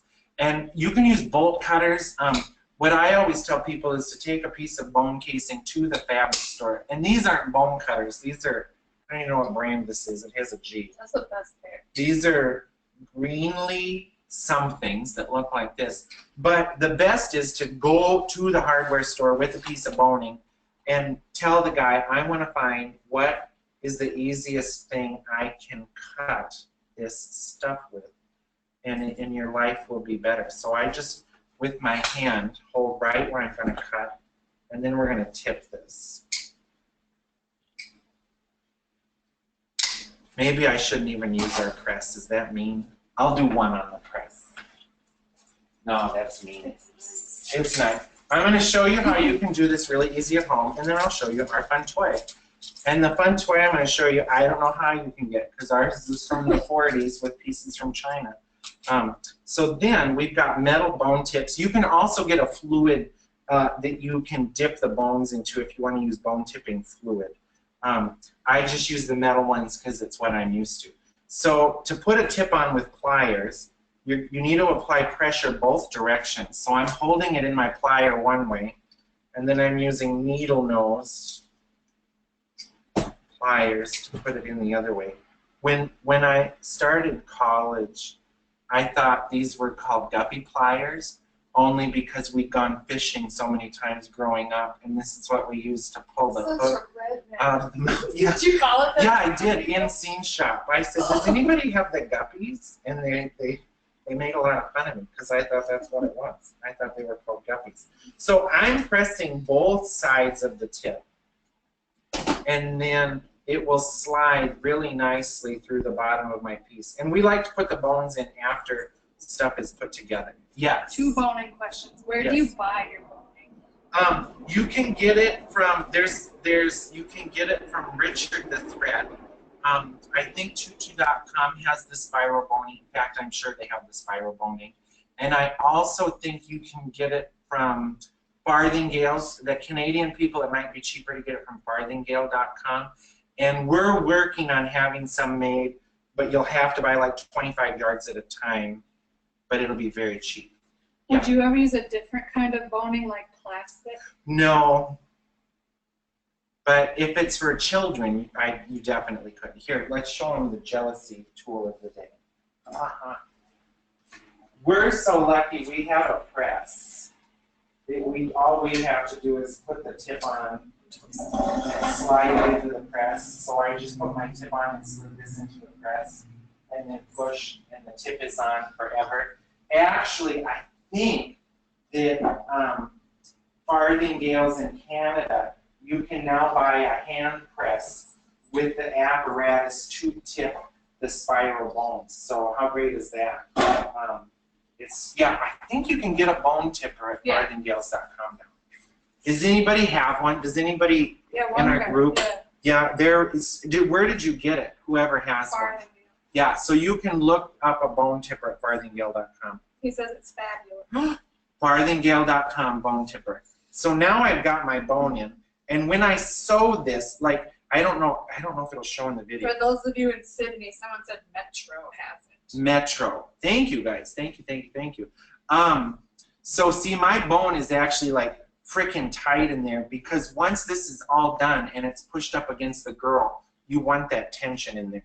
So now I'm going to just put a pin across the bottom of my boning to remind me not to sew that.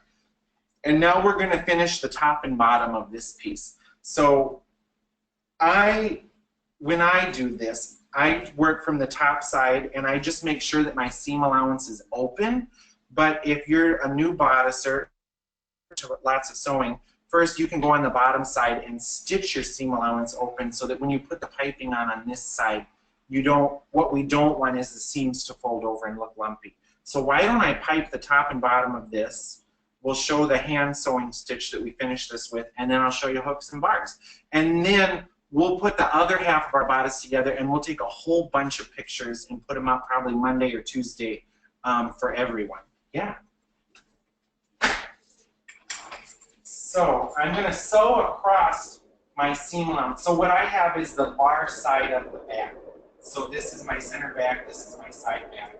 And when I pipe this, I don't want my seam to fold through, so I'm going to first stitch over the seam. But if you're a good sewer, you can skip this step if you can manage it from the other side. And remember, I cut my cording out of the intersection.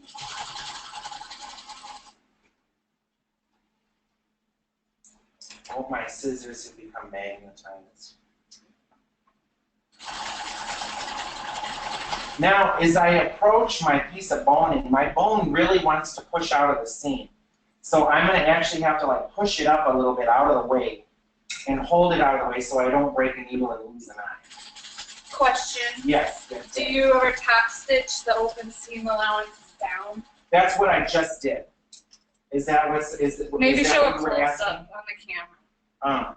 So I think they might need this direction. Oh, no, I don't do that because the reason I don't do it is this edge of my seam allowance, if you think of this like as a circumference or a length, this edge is longer than the edge where I would be sewing it. So I like to leave it free and just let the heat of the body push it down and keep it flat over time. Because sometimes, depending on the forgiveness of your fashion fabric, sometimes when you stitch these open, you actually make more bubbles on the top. But do a sample, because I do know what you're asking. It does look nice sometimes to have a stitch on both of these edges. So I would say decide as the designer if that's what you want it to look like. And by all means, if you've got a way that you're making bodices and a step works or a step doesn't work, keep the ones you like, throw out the ones you don't like, right? Yep. So now we're going to pipe this. So I'm going to put my piping foot back on. And if you want, again, you can serge the raw edges of your piping. Will you get me some silicone, probably like black, so it'll show up, right? Oh no, I'm out of bobbin thread. Good thing I've been winding a bobbin here the whole time. Look at that. Did the rain stop?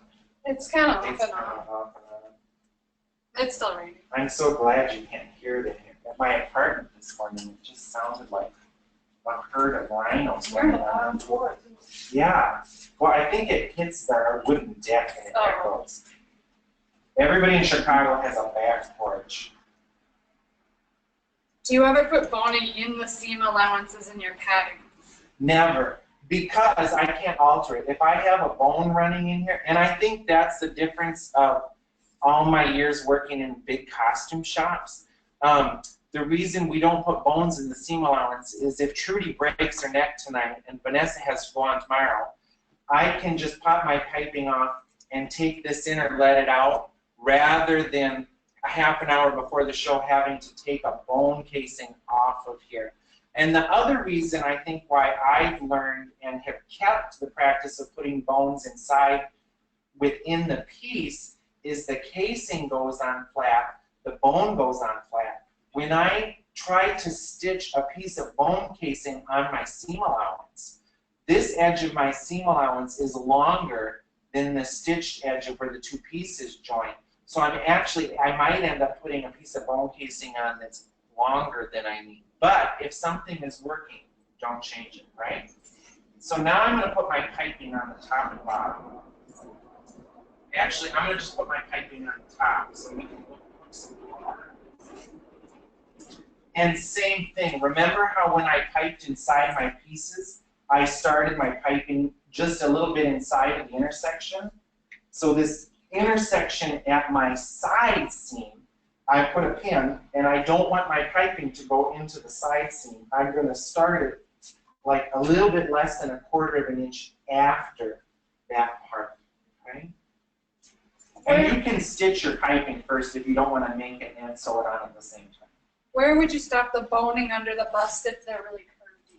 If they're really curvy, you want to stop it like under the underbust usually, but the boning is super, super flexible, and often we will make the boning go all the way from top to bottom in this style of bodice. You know, we might not in a long line or a Russian bodice, but in a shorter bodice, we often will run it top to bottom. But play with it. And then that's the other advantage. Remember how earlier somebody said, why do we run it all the way off? If this was my piece over the bust, and my bone on one girl works really good here, from the waist to here, and then maybe my girl that doesn't have bust, the top collapses, by having the bone casing run top to bottom already, all I have to do is pick out that stitch, and then I can put a longer bone into it. Okay, so we're getting ready to go around the peak or the corner of this. And I'm gritting my teeth because I'm sewing right up against the bone right there. Squint a little bit. Now, to get around the corner, I like to run my needle right to my intersection and sink it, and then back up a couple stitches and clip. I'm going to clip with these terrible scissors, right? Are there better scissors? I like to clip right up to the piping. All I have is bad scissors. Get better scissors. I have better scissors somewhere. I want some. There, I got it. So now I have to put that clip in there so I can turn the other direction, but I'm going to stitch all the way to the point, okay? And sink my needle. Now I'm going to turn the whole thing and get lined up again here. And it works the same if you have a zipper foot, okay? And we've had class in person, and I've seen people make the most beautiful piping just with a regular sewing foot. I don't know how, but they knew something I did. So again, I'm following the line that's already stitched there. Now, this is the bar side of my bodice, so I'm going to run my piping off the edge. If this were the hook side, my side that folds back, I would pull the piping out of the way so that I don't have the thickness of the piping in my bit that's folded back. All right? But this is the bar side. So if I have a larger girl and I need bars all the way to the edge, I want my piping to run all the way to the edge.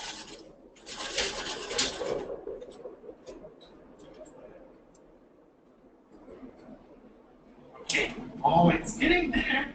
So see, now in our side seam, we can get the piping out of the way. So when we press our side seam open, the piping just goes to the side seam and resolves instead of having the piping run into the side seam and being thick in our armpit. So now let's trim this and hammer it a little bit, and we're going to show everybody the herringbone stitch or the cross stitch here, and I'll get really close up to the camera for hand sewing. But what I'm trimming away is everything but the piping. So I'm going to trim, I'm going to leave my piping, but I'm going to trim away the extra cotillion and the extra fashion to about 1/4 of an inch. And sometimes we'll pink this edge, but I find myself, when I pink this edge, I get too brave and I get too close, and then eventually my fashion fabric starts to rip out of the top. So you want to leave about 1/4 of your fashion. You could also braid this if you wanted to leave 1/4 of the fashion and then come back and leave maybe only 1/8 of the cotillion. That's absolutely fine also. But just know, when you start braiding this seam away, you're not going to make this bodice any longer, right? It's gone. So you could trim both to 1/4, and then if you want, with smaller scissors. We use pinking shears with Yeah. stuff. Yeah, our pinking shears all die. I think they all have like 2 inches that cut really well. So after I've done that, I don't want to clip into my piping. I'm going to leave my piping. But where there are curves, I'm going to come in and clip into my curve. And hopefully everybody knows when you need to use a clip or a pie slice or a wedge. These clips, when they fold over, they open up. So you can tell, I don't know if that shows. So when this clip folds over, it opens up. So that means I need a clip. When your clip folds over, it overlaps, that means you need to take a pie wedge out. We could put a little picture of that too on the student page to explain that. That's a different class. So now I can go to the iron, and it's starting to look nice. Yay. So now I'm going to iron this over, okay? And I can be more abusive because my edge isn't going to grow, right? My fabric is no longer virginal and alone.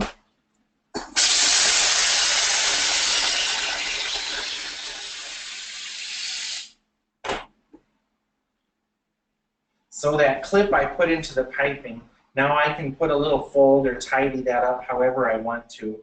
I like to put like just mess with it and fold it till it looks nice. Bless you. Thanks.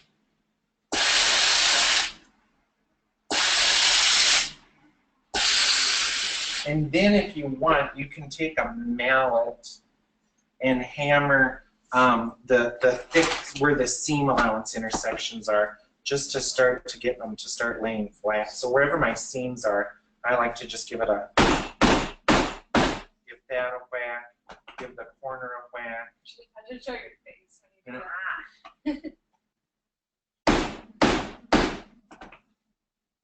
Anywhere that you want to make sure stays flat, give it a pound. And you'll know when you pound it too much because your fabric will just rip apart and explode. One more little press.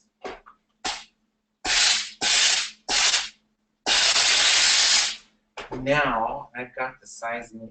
One needle. Now, I put one on there. oh, you did? Thank you. So we use silicamide, which is also, it doesn't even say silicamide on here. This is silicamide, S-I-L-M-I. What is it? S-I-L-I-M-I, silicamide. I like to wet the needle because it pulls the thread in instead of wetting the thread. Yes, that is a rubber mallet. And you can use wood and leather too. And I'm going to hold my thread to the needle. There's a question about Yes. the piping. Yes. On the top and bottom, did you stitch the seam line before Yeah. it was piped? Well, remember our seam line was already stitched when we flatlined because we stitched right on this Sharpie line here. Then I stitched my seam allowance open. I stitched my seam allowance open so that when I'm laying my piping on, I don't get weird folds. Did that answer that one? Did that answer that one? I think so. Yes. Okay, let's see how close you can get to me doing this.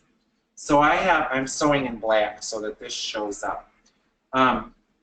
This is called a cross stitch, or in some more European countries they call it a herringbone stitch. I'm catching the cotillion. So notice too, okay, one thing to know, my needle is always traveling from right to left. My needle is always going right to left. And I bet we can find this in a book too to put up a written explanation. So I caught my cotillion. It's facing right, not traveling. Yeah, my needle, oh yeah, I'm traveling to the right, but my needle is facing to the left. And I've already got a knot. So let me show. Do I show in the camera? I can't hold it. So I'm pricking just the cotillion because I don't want my stitch to show on the outside. Then I'm getting through all of my piping, like halfway up the piping. And get your fuzzes out of there. Why do you use the fancy thread? Because once you've tried this thread, your life will never be the same. Yeah. It's waxed thread for hand sewing. And the links, it's thick, it's sturdy. Actually, it's sturdy. Yeah, it's sturdy. It's not really thick. Not yet. It's thicker than sewing thread. Yeah, the wax makes it so you can feel it. So I'm sewing in kind of X's or crosses here. So I'm catching my piping, and then I'm down here, I'm only catching the cotillion because I don't want my little pricks to show on the outside. So I'm catching my piping and then my cotillion, right? Now, we use this stitch on all sorts of stuff. Some makers, I know with the seam allowance, well, and depending on how long you want something to last, some makers will also use this same stitch and they will loosely hook the seam allowance down. Now, the other thing I want to show you right here that's actually an all right good thing is by the way we have flatlined and by the way we are rolling our piping over, the way we've stitched and the way we pipe, do you see these bubbles that are in here in my cotillion? That's a good thing because they are not on the outside. If there's fullness, you want it to end up on the inside. So you know how earlier we talked about if you stitch around in a circle, you'll end up with a bubble?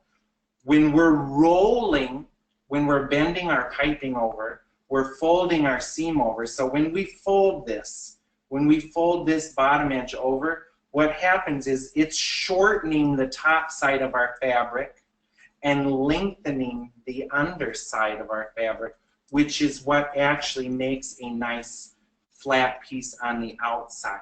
So when people have super puckery tops, I always tell them to look at the inside, and what's funny is the inside then is completely flat, and they've actually ended up making the outside super wonky, right? Did that make sense? It makes sense to me. So again, we blew through this one, but the ideas are all there, and you're going to fine tune them. So let me show everybody the hooks and bars, and then we will take pictures of the finishing of this. But really, nothing is different from front to back or top to bottom. So we've put two back pieces together, piped our top, stopped our piping at the side seam. Then when you're working on your front, you'll do the same thing. You'll pipe the front, but you don't have to pipe across here because we made that nice understitched piece. And you can just run your piping out of the way. But the finishing is the same for the front and the back. And pretty much we always make the fronts of our bodice our two backs, and then we put the side seams together last. And the side seams is just sewing the side seam together. Okay? So let's go do hooks and bars. Yes, what kind of straps do you use, and how do you attach? You know, let me put an elastic strap on that one. But we'll go more into that in the second class. Yeah. Sleeves. Yeah. In fact, for bodice too, I'm going to have half of a bodice already put together, and then we're going to look at different things with one half versus the other half. So we just use one thing that's really nice is the point shoe elastic, but if anybody knows what that is, it shreds over time. So it's really good for like a one-day YGP or, you know, a costume that isn't used a ton. But we just dye a lot of the 3/8 inch wide regular elastic, and then wherever the elastic is going to go. And if we're fitting somebody, we usually connect the elastic in the front of the bodice, and then in the fitting deal with it in the back, right?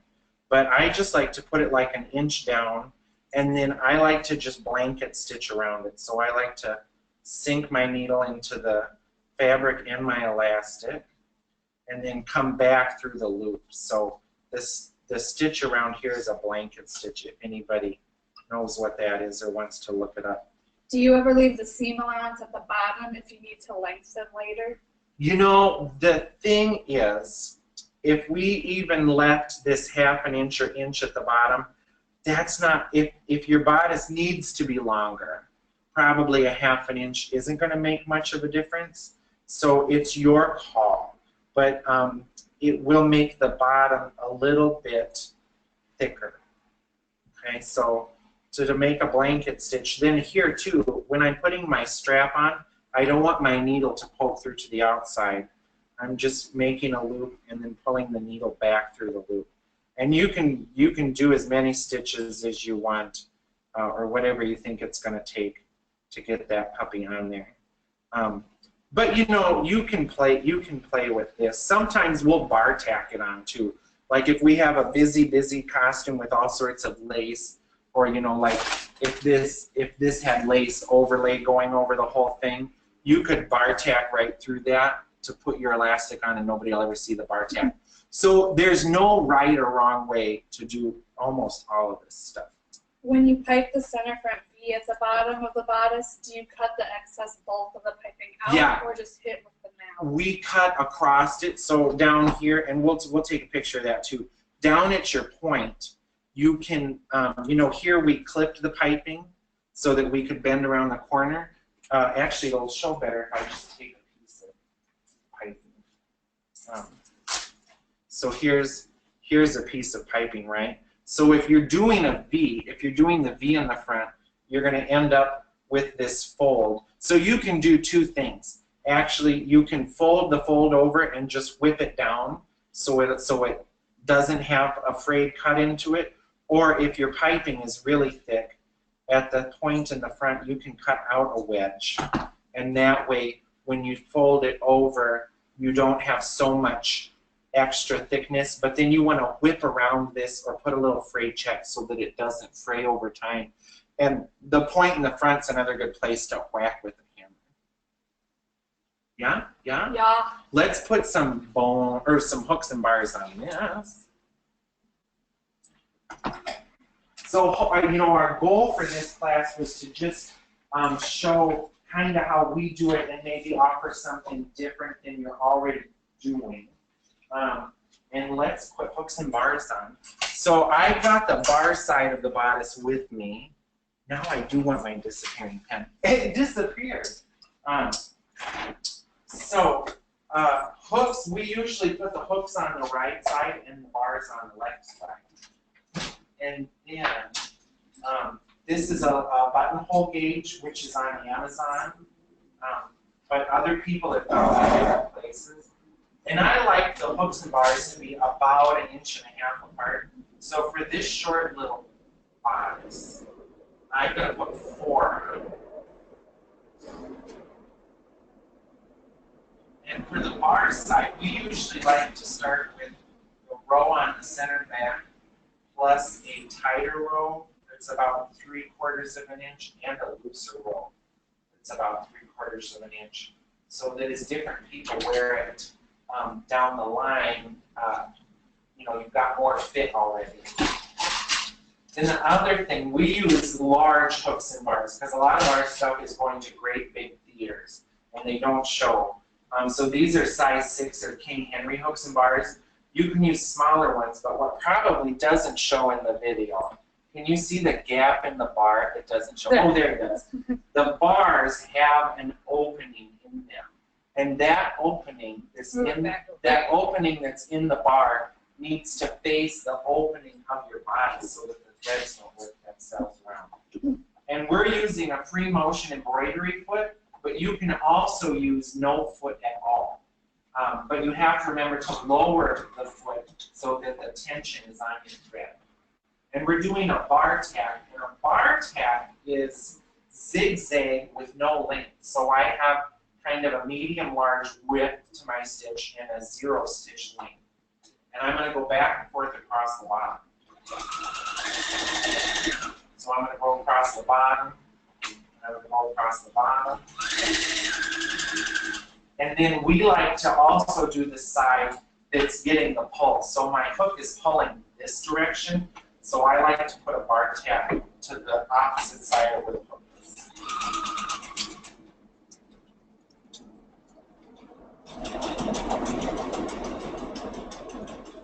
Ooh, we can grab me for each other.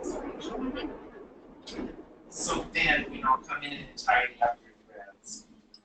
Now, I'll see if this shows too. Pink cut, pink cut, pink. So that's what I did. I did the top and bottom of my bar and the side, because my hook is pulling this way. So I did the side that's getting the pull. If you want, because it looks pretty, you can also put a bar tack on the other side. Top drawer in the back. This one? Yeah. Oh.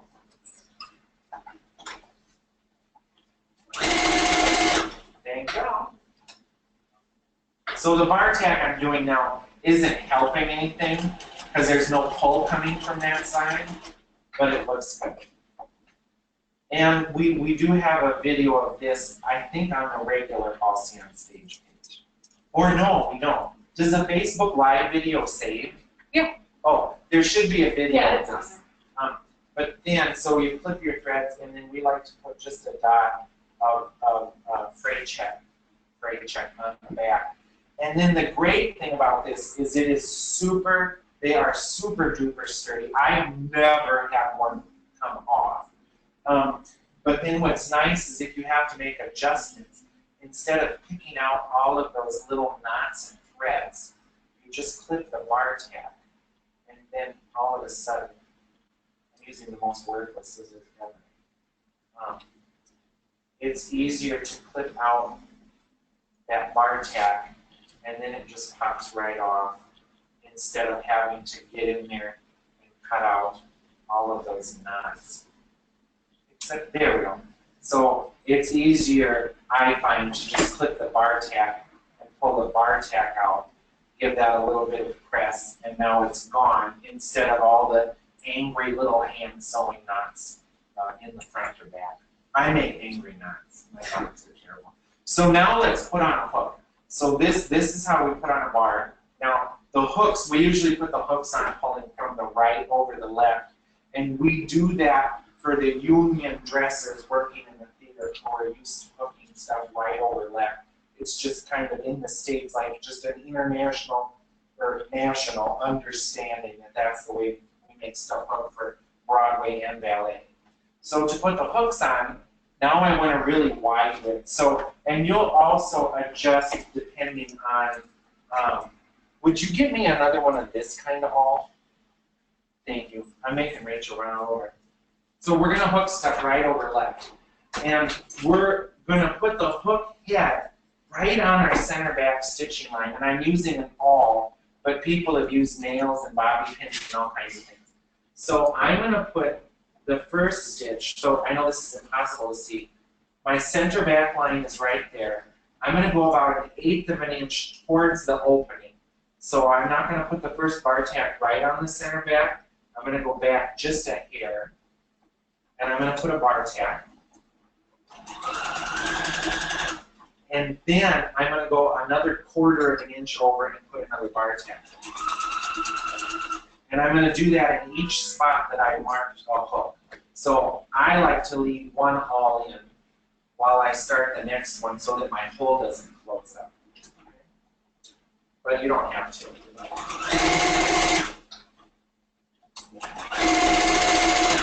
Okay, so you're going to work your way across there. And actually, that made me think something. When we're making these, often we will put all the hooks and bars on the piece even before the piping, but we put the bar tacks in for the top and bottom one, but we don't slide the hooking yet, so that we have the tacks ready to go, then we pipe it, and then we're ready when we're all done to slide our last one. So now what I'm going to do is I'm going to slide my awl out, and I'm going to put my hook in upside down and backwards.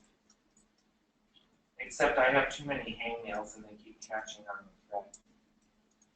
So now I've got my hook upside down and backwards, and then all I'm going to do is flip my hook open, right? Voila. I'm going to slide my next one out, and I'm going to slide my hook in upside down and backwards. I hope somebody's excited about this.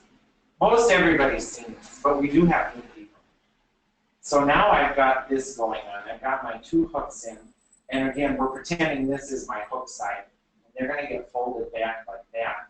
But the next thing I'm going to do is put a bar tack across the base. So now I want a bar tack here and here. Or you could go in the middle. You decide what look you like. And I'm going to shrink my bar tack just a smidge. And now I'm going to go across the base here. And this you can fray check the back side also.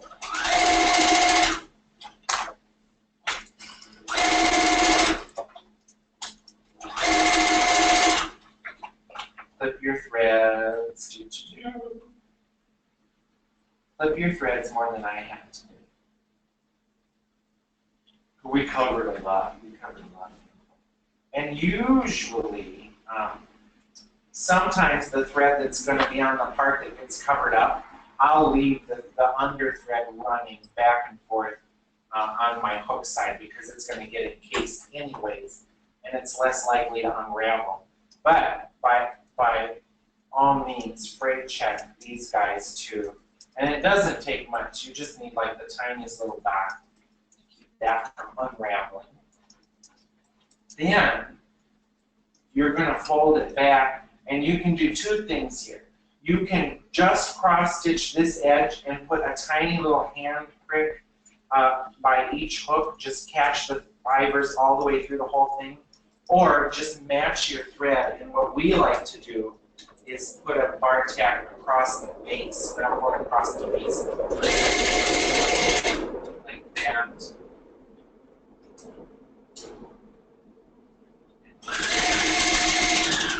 And this is a free motion foot or an embroidery foot or a darning foot. Bernina has called it different things at different decades, and different sewing machine companies call it different things. But you can also do it with no foot at all, and we're actually able to do the same thing on an industrial sewing machine. We just take the foot off, but you have to remember to lower the tension, otherwise you'll have a bobbin or nightmare. Put a little fray check on that. And then, even though there's a bar tack here on the outside, it has a professional look to it because it's tidy and they're all in a row. And sometimes, you know, you'll bar tack this all back. You can still come in and put the cross stitch or the herringbone stitch across this edge just to keep that lap laying really nice Does it show forever and ever? And then, again, it's handy that you don't have all those hand sewing knots, that if a larger person needs to wear this, it's much easier to come in and cut out these great big bar tabs than to spend a long time picking out all those threads. And in all my years at Houston and Joffrey, I've never had a bar or a hook come off of something that I made. And, you know, we just go back and forth until there's about that much thread. You know, like 16 passes or stop, you know, that many. Any final questions? It's final questions. Rachel already answered the final question. Ask more. We went a little bit over, but that's just bonus. So we just wanted to show the guts and like basic bodice making, the way we do it. How far from the edge do the hooks hit? Like 1/8 of an inch. So you'll see where the fold is my stitching line. Oh, I need to get my nails done the next time I do this. Ugh, look at our gross nails. So the stitching line is my fold, right, where I'm showing my gross nail. That's my stitching line of my fold. And then my first bar tab is a little more than 1/8 of an inch down, so that when it's hooked, when this closes and there's pressure pulling on this, what you don't want to happen, and I've seen a lot of these, is you want to recess a little bit so that that doesn't happen. I've seen a lot of, does that show what I'm trying to show? Yeah, I've seen a lot of bodices that look like that. So if you're getting that, you just need to start with your first bar tab further in. And I think, is it Irma? I want to say Irma, somebody, and maybe it's not Irma, when they do the fold, they come in with a zipper foot and they put a nice little stitch right along this edge. So you have this little nice crisp flat stitch right on the edge, and that looks really good too. Cool. Yeah. Okay, I have some questions. Yeah, questions? 10 minutes. Look at the camera. Yeah, I know, but like You're my having a good rosation's chat. acting up, my hair isn't done. I did put on deodorant. Okay. I'm too close. It's too close. It's got to go to here. Recommendations on where to buy nice brocade. Oh gosh, New York.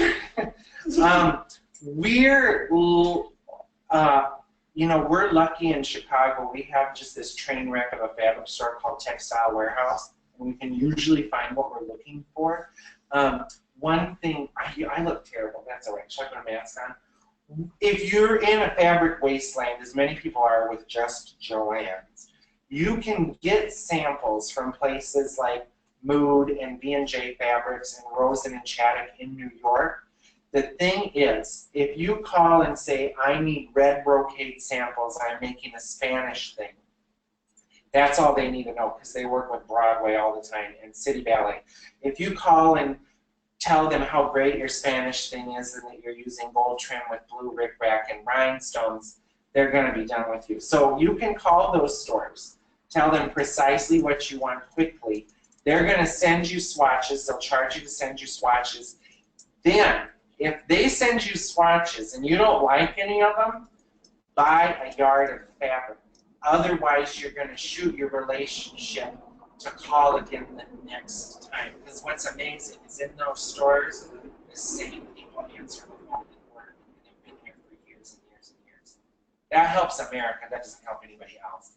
But I mean, it's kind of an answer. It works lots of places, yeah. Will you be doing the Regal center front the same way, since it has a deeper V in it? Yeah, we're going to do that one the same way, but that's the bodice I'm going to make in that class, because we can show you how we deal with the little pip thing and making that flat, and we're going to make that sleeve in the class, and we're going to do a fake seam where we make a decorative fold. And people want to see your windshield in the next class. Oh, yeah. I think what we'll do then is Rachel's making 24 bodices. Rachel's making 24 imperial bodices. So she could get one most of the way done, show you how she's putting that gold trim on without it getting sewn all the way on the windshield. And then I will show the sleeve for the Regal and doing a fake seam. And all this stuff is just info that you can put like in your toolbox. And don't don't limit yourself by assuming that every bodice is made the same way every single time. Do you ever use hook and eye tape? We don't, only because it's harder. It's the longevity of it. The longevity of the hook and eye tape doesn't work for what we're doing, because we're making stuff, you know, that's expected to last until they get a new nutcracker in 30 years. But the hook and eye tape works really well. So if you're using that and it works, stick with it. And then we have people that want to see a completed bodice. They want to see the inside. Oh yeah, this is a goal. This is, yes. Here's Rachel's lovely, tidy. These are the snow bodices she's making for Vero Beach Ballet. And this is the windshield that someone just asked about. We just love this imperial bodice pattern because it seems to fit on everybody. And it's a long line bodice, so it's connected to the skirt, and the boss is essentially built into it. But what's nice with the little bit of windshield, if the girl is really extending back, she's got just a little bit of modesty to keep all of her pieces contained. You know, you don't want to see. Yeah. So all of her seams are nice and open. The piping is all finished beautiful. The hips are all, and we'll show this too, the hips, the seam over this hip curve is cross-stitched down so that it's not making lumps on the outside. And, you know, bodices just look like this on the inside. I've seen some people comment in a few different groups that like, oh, no, I don't like the way the inside looks. This is how the inside looks for Broadway and for the major ballet companies. And it's practical because you can have a stunning outside and then you have an inside that you can alter, because this girl's going to break her ankle halfway through the run and they didn't order an extra costume and now it has to be 2 sizes bigger. I love these. I know, I just like looking at the screen. I'll just look like this. Could you list those places in New York again that you recommended? Yes, a good place to get it, and I haven't gotten swatches from for a while, but you can get swatches from Mood, and you can get swatches from B&J Fabrics, and from Rosen and Shattuck. I think it's CH Googleable, Shattuck. I don't know how you spell it, Rosen and Shattuck. But when you call New York, New York's got to think that you've been doing it a long time and that you're going to actually buy something that they sent you.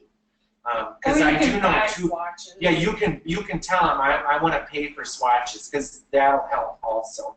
And then keep those swatches, because a lot of those fabrics, you know, they might have for some time. Yeah, and we do a lot where we blend fabric. You know, we do a lot of stuff where we take just a cheapy fabric and layer it with some other cheapy fabric to make it look like it's a little more expensive. Is there a difference between domestic and foreign couture? And what happens if you do not wash it? Will it shrink or stretch? If you don't wash it first, it will first shrink, and then it will. It depends too on the lot of couture. So the couture we get in the States is the thick one. You can get a thinner couture from Whaley's of London, or possibly. What's the other store in London? Whaley's and Jill might know. Jill Maris might know where she's getting it. Anyway, if you don't wash it, I've run into it. One show we did at the Joffrey for a gala where we just had to bang out 10 things that were ruined in storage that we didn't know were ruined. We didn't wash it, and the girls actually would get like a little bit of this sizing film on their skin from the unwashed couture. So I think you wash it, 1, to try to pre-shrink it, shrink it, and 2, if you sweat in it unwashed, I've run into where it gets a little bit gummy, but not always. Here's it said McCulloch and Wallace in London. McCulloch and Wallace, thank you. That's a new name to me, but I'm going to look them up. Yeah. How many hours does it take you to make a tutu and also a bodice? It depends on how elaborate it is. Like, we can make a tutu base in like 4 hours, 6 hours, 4 hours. Yeah. Yeah, like that. Just a plain base. Yeah, show them that. Like, or they can see it. That tutu that's right there, that's less than 4 hours, and that's hooped and tacked. But we also have a nice ruffling machine, which helps. Do you ever pre-wash your top fabric? Yeah, if we think they're gonna have to get washed, they go in the washing machine. And a lot of times, if we don't think something would survive the wash, I'll pick something else. And then, you know, I'm a designer too, though. I'll pick something out like weirdo velveteen like this that probably is never going to get washed. So if we don't think it's going to get washed, we iron the heck out of it because we want to heat it up, we want to shrink it, we want to steam it. This stuff shrinks, right? Yeah. A lot. This velvet stuff shrunk like crazy. So you want to at least steam it if you don't think you're going to wash it. And I used to like to make a lot of stuff with silk, but it just doesn't last as long, so we don't use as much silk on bodices. We'll use it to decorate bodices or for pieces of bodices, but we often don't make a whole bodice in silk anymore, unless it's like a 4-ply silk or a Duchess silk, if you can get Duchess silk. Another good place in New York to get their sample cards is Preview Textiles, Preview Fabrics in New York. You can say, I'd like to buy your silk swatch colors and cards, because they have like 8 different weights of silk, from sturdy silk that's good for a bodice, 4-ply silk or Duchess silk. Then you can buy all the coordinating colors in Georgette, chiffon, organza, satin, crepeback satin. So Preview Fabrics in New York is a really good one. And they have a sample card of every color you can think of.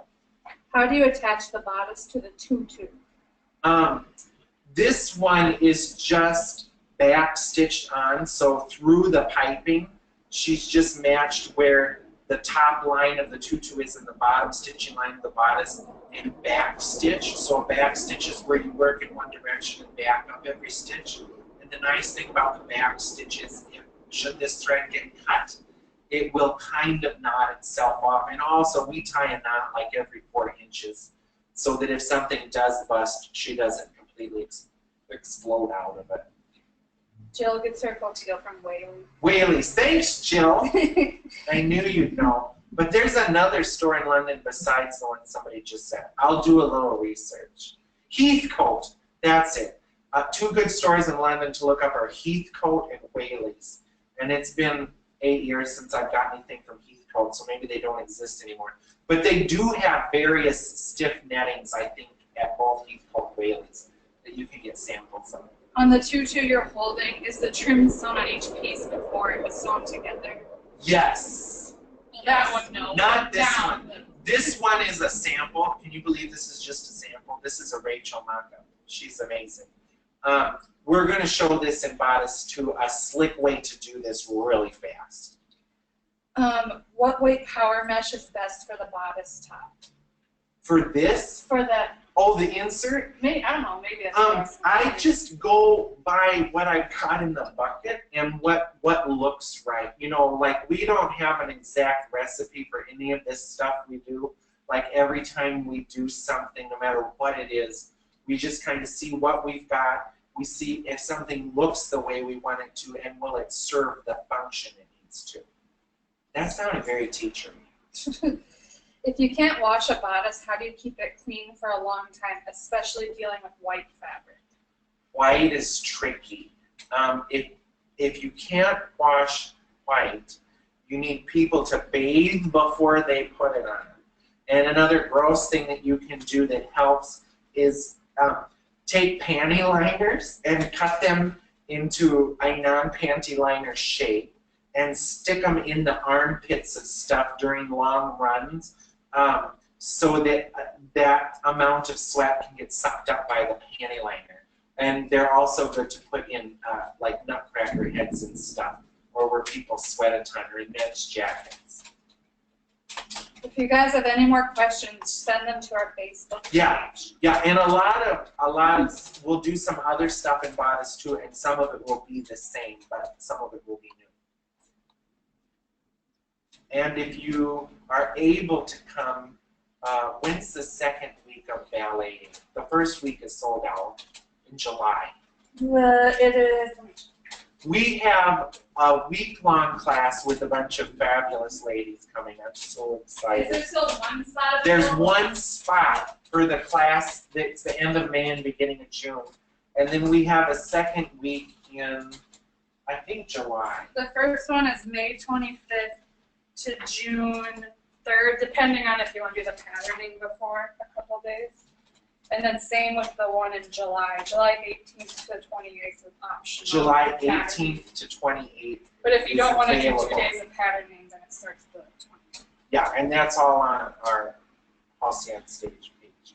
And what's great too is in a group, I always am learning stuff. I like to see how other people do things, and then I like kind of combine what I saw with what I do, with what I heard about, with what I read in Fred's magazine, and then, you know, it's always evolving. So. And yes, you will go fabric shopping in the summer class.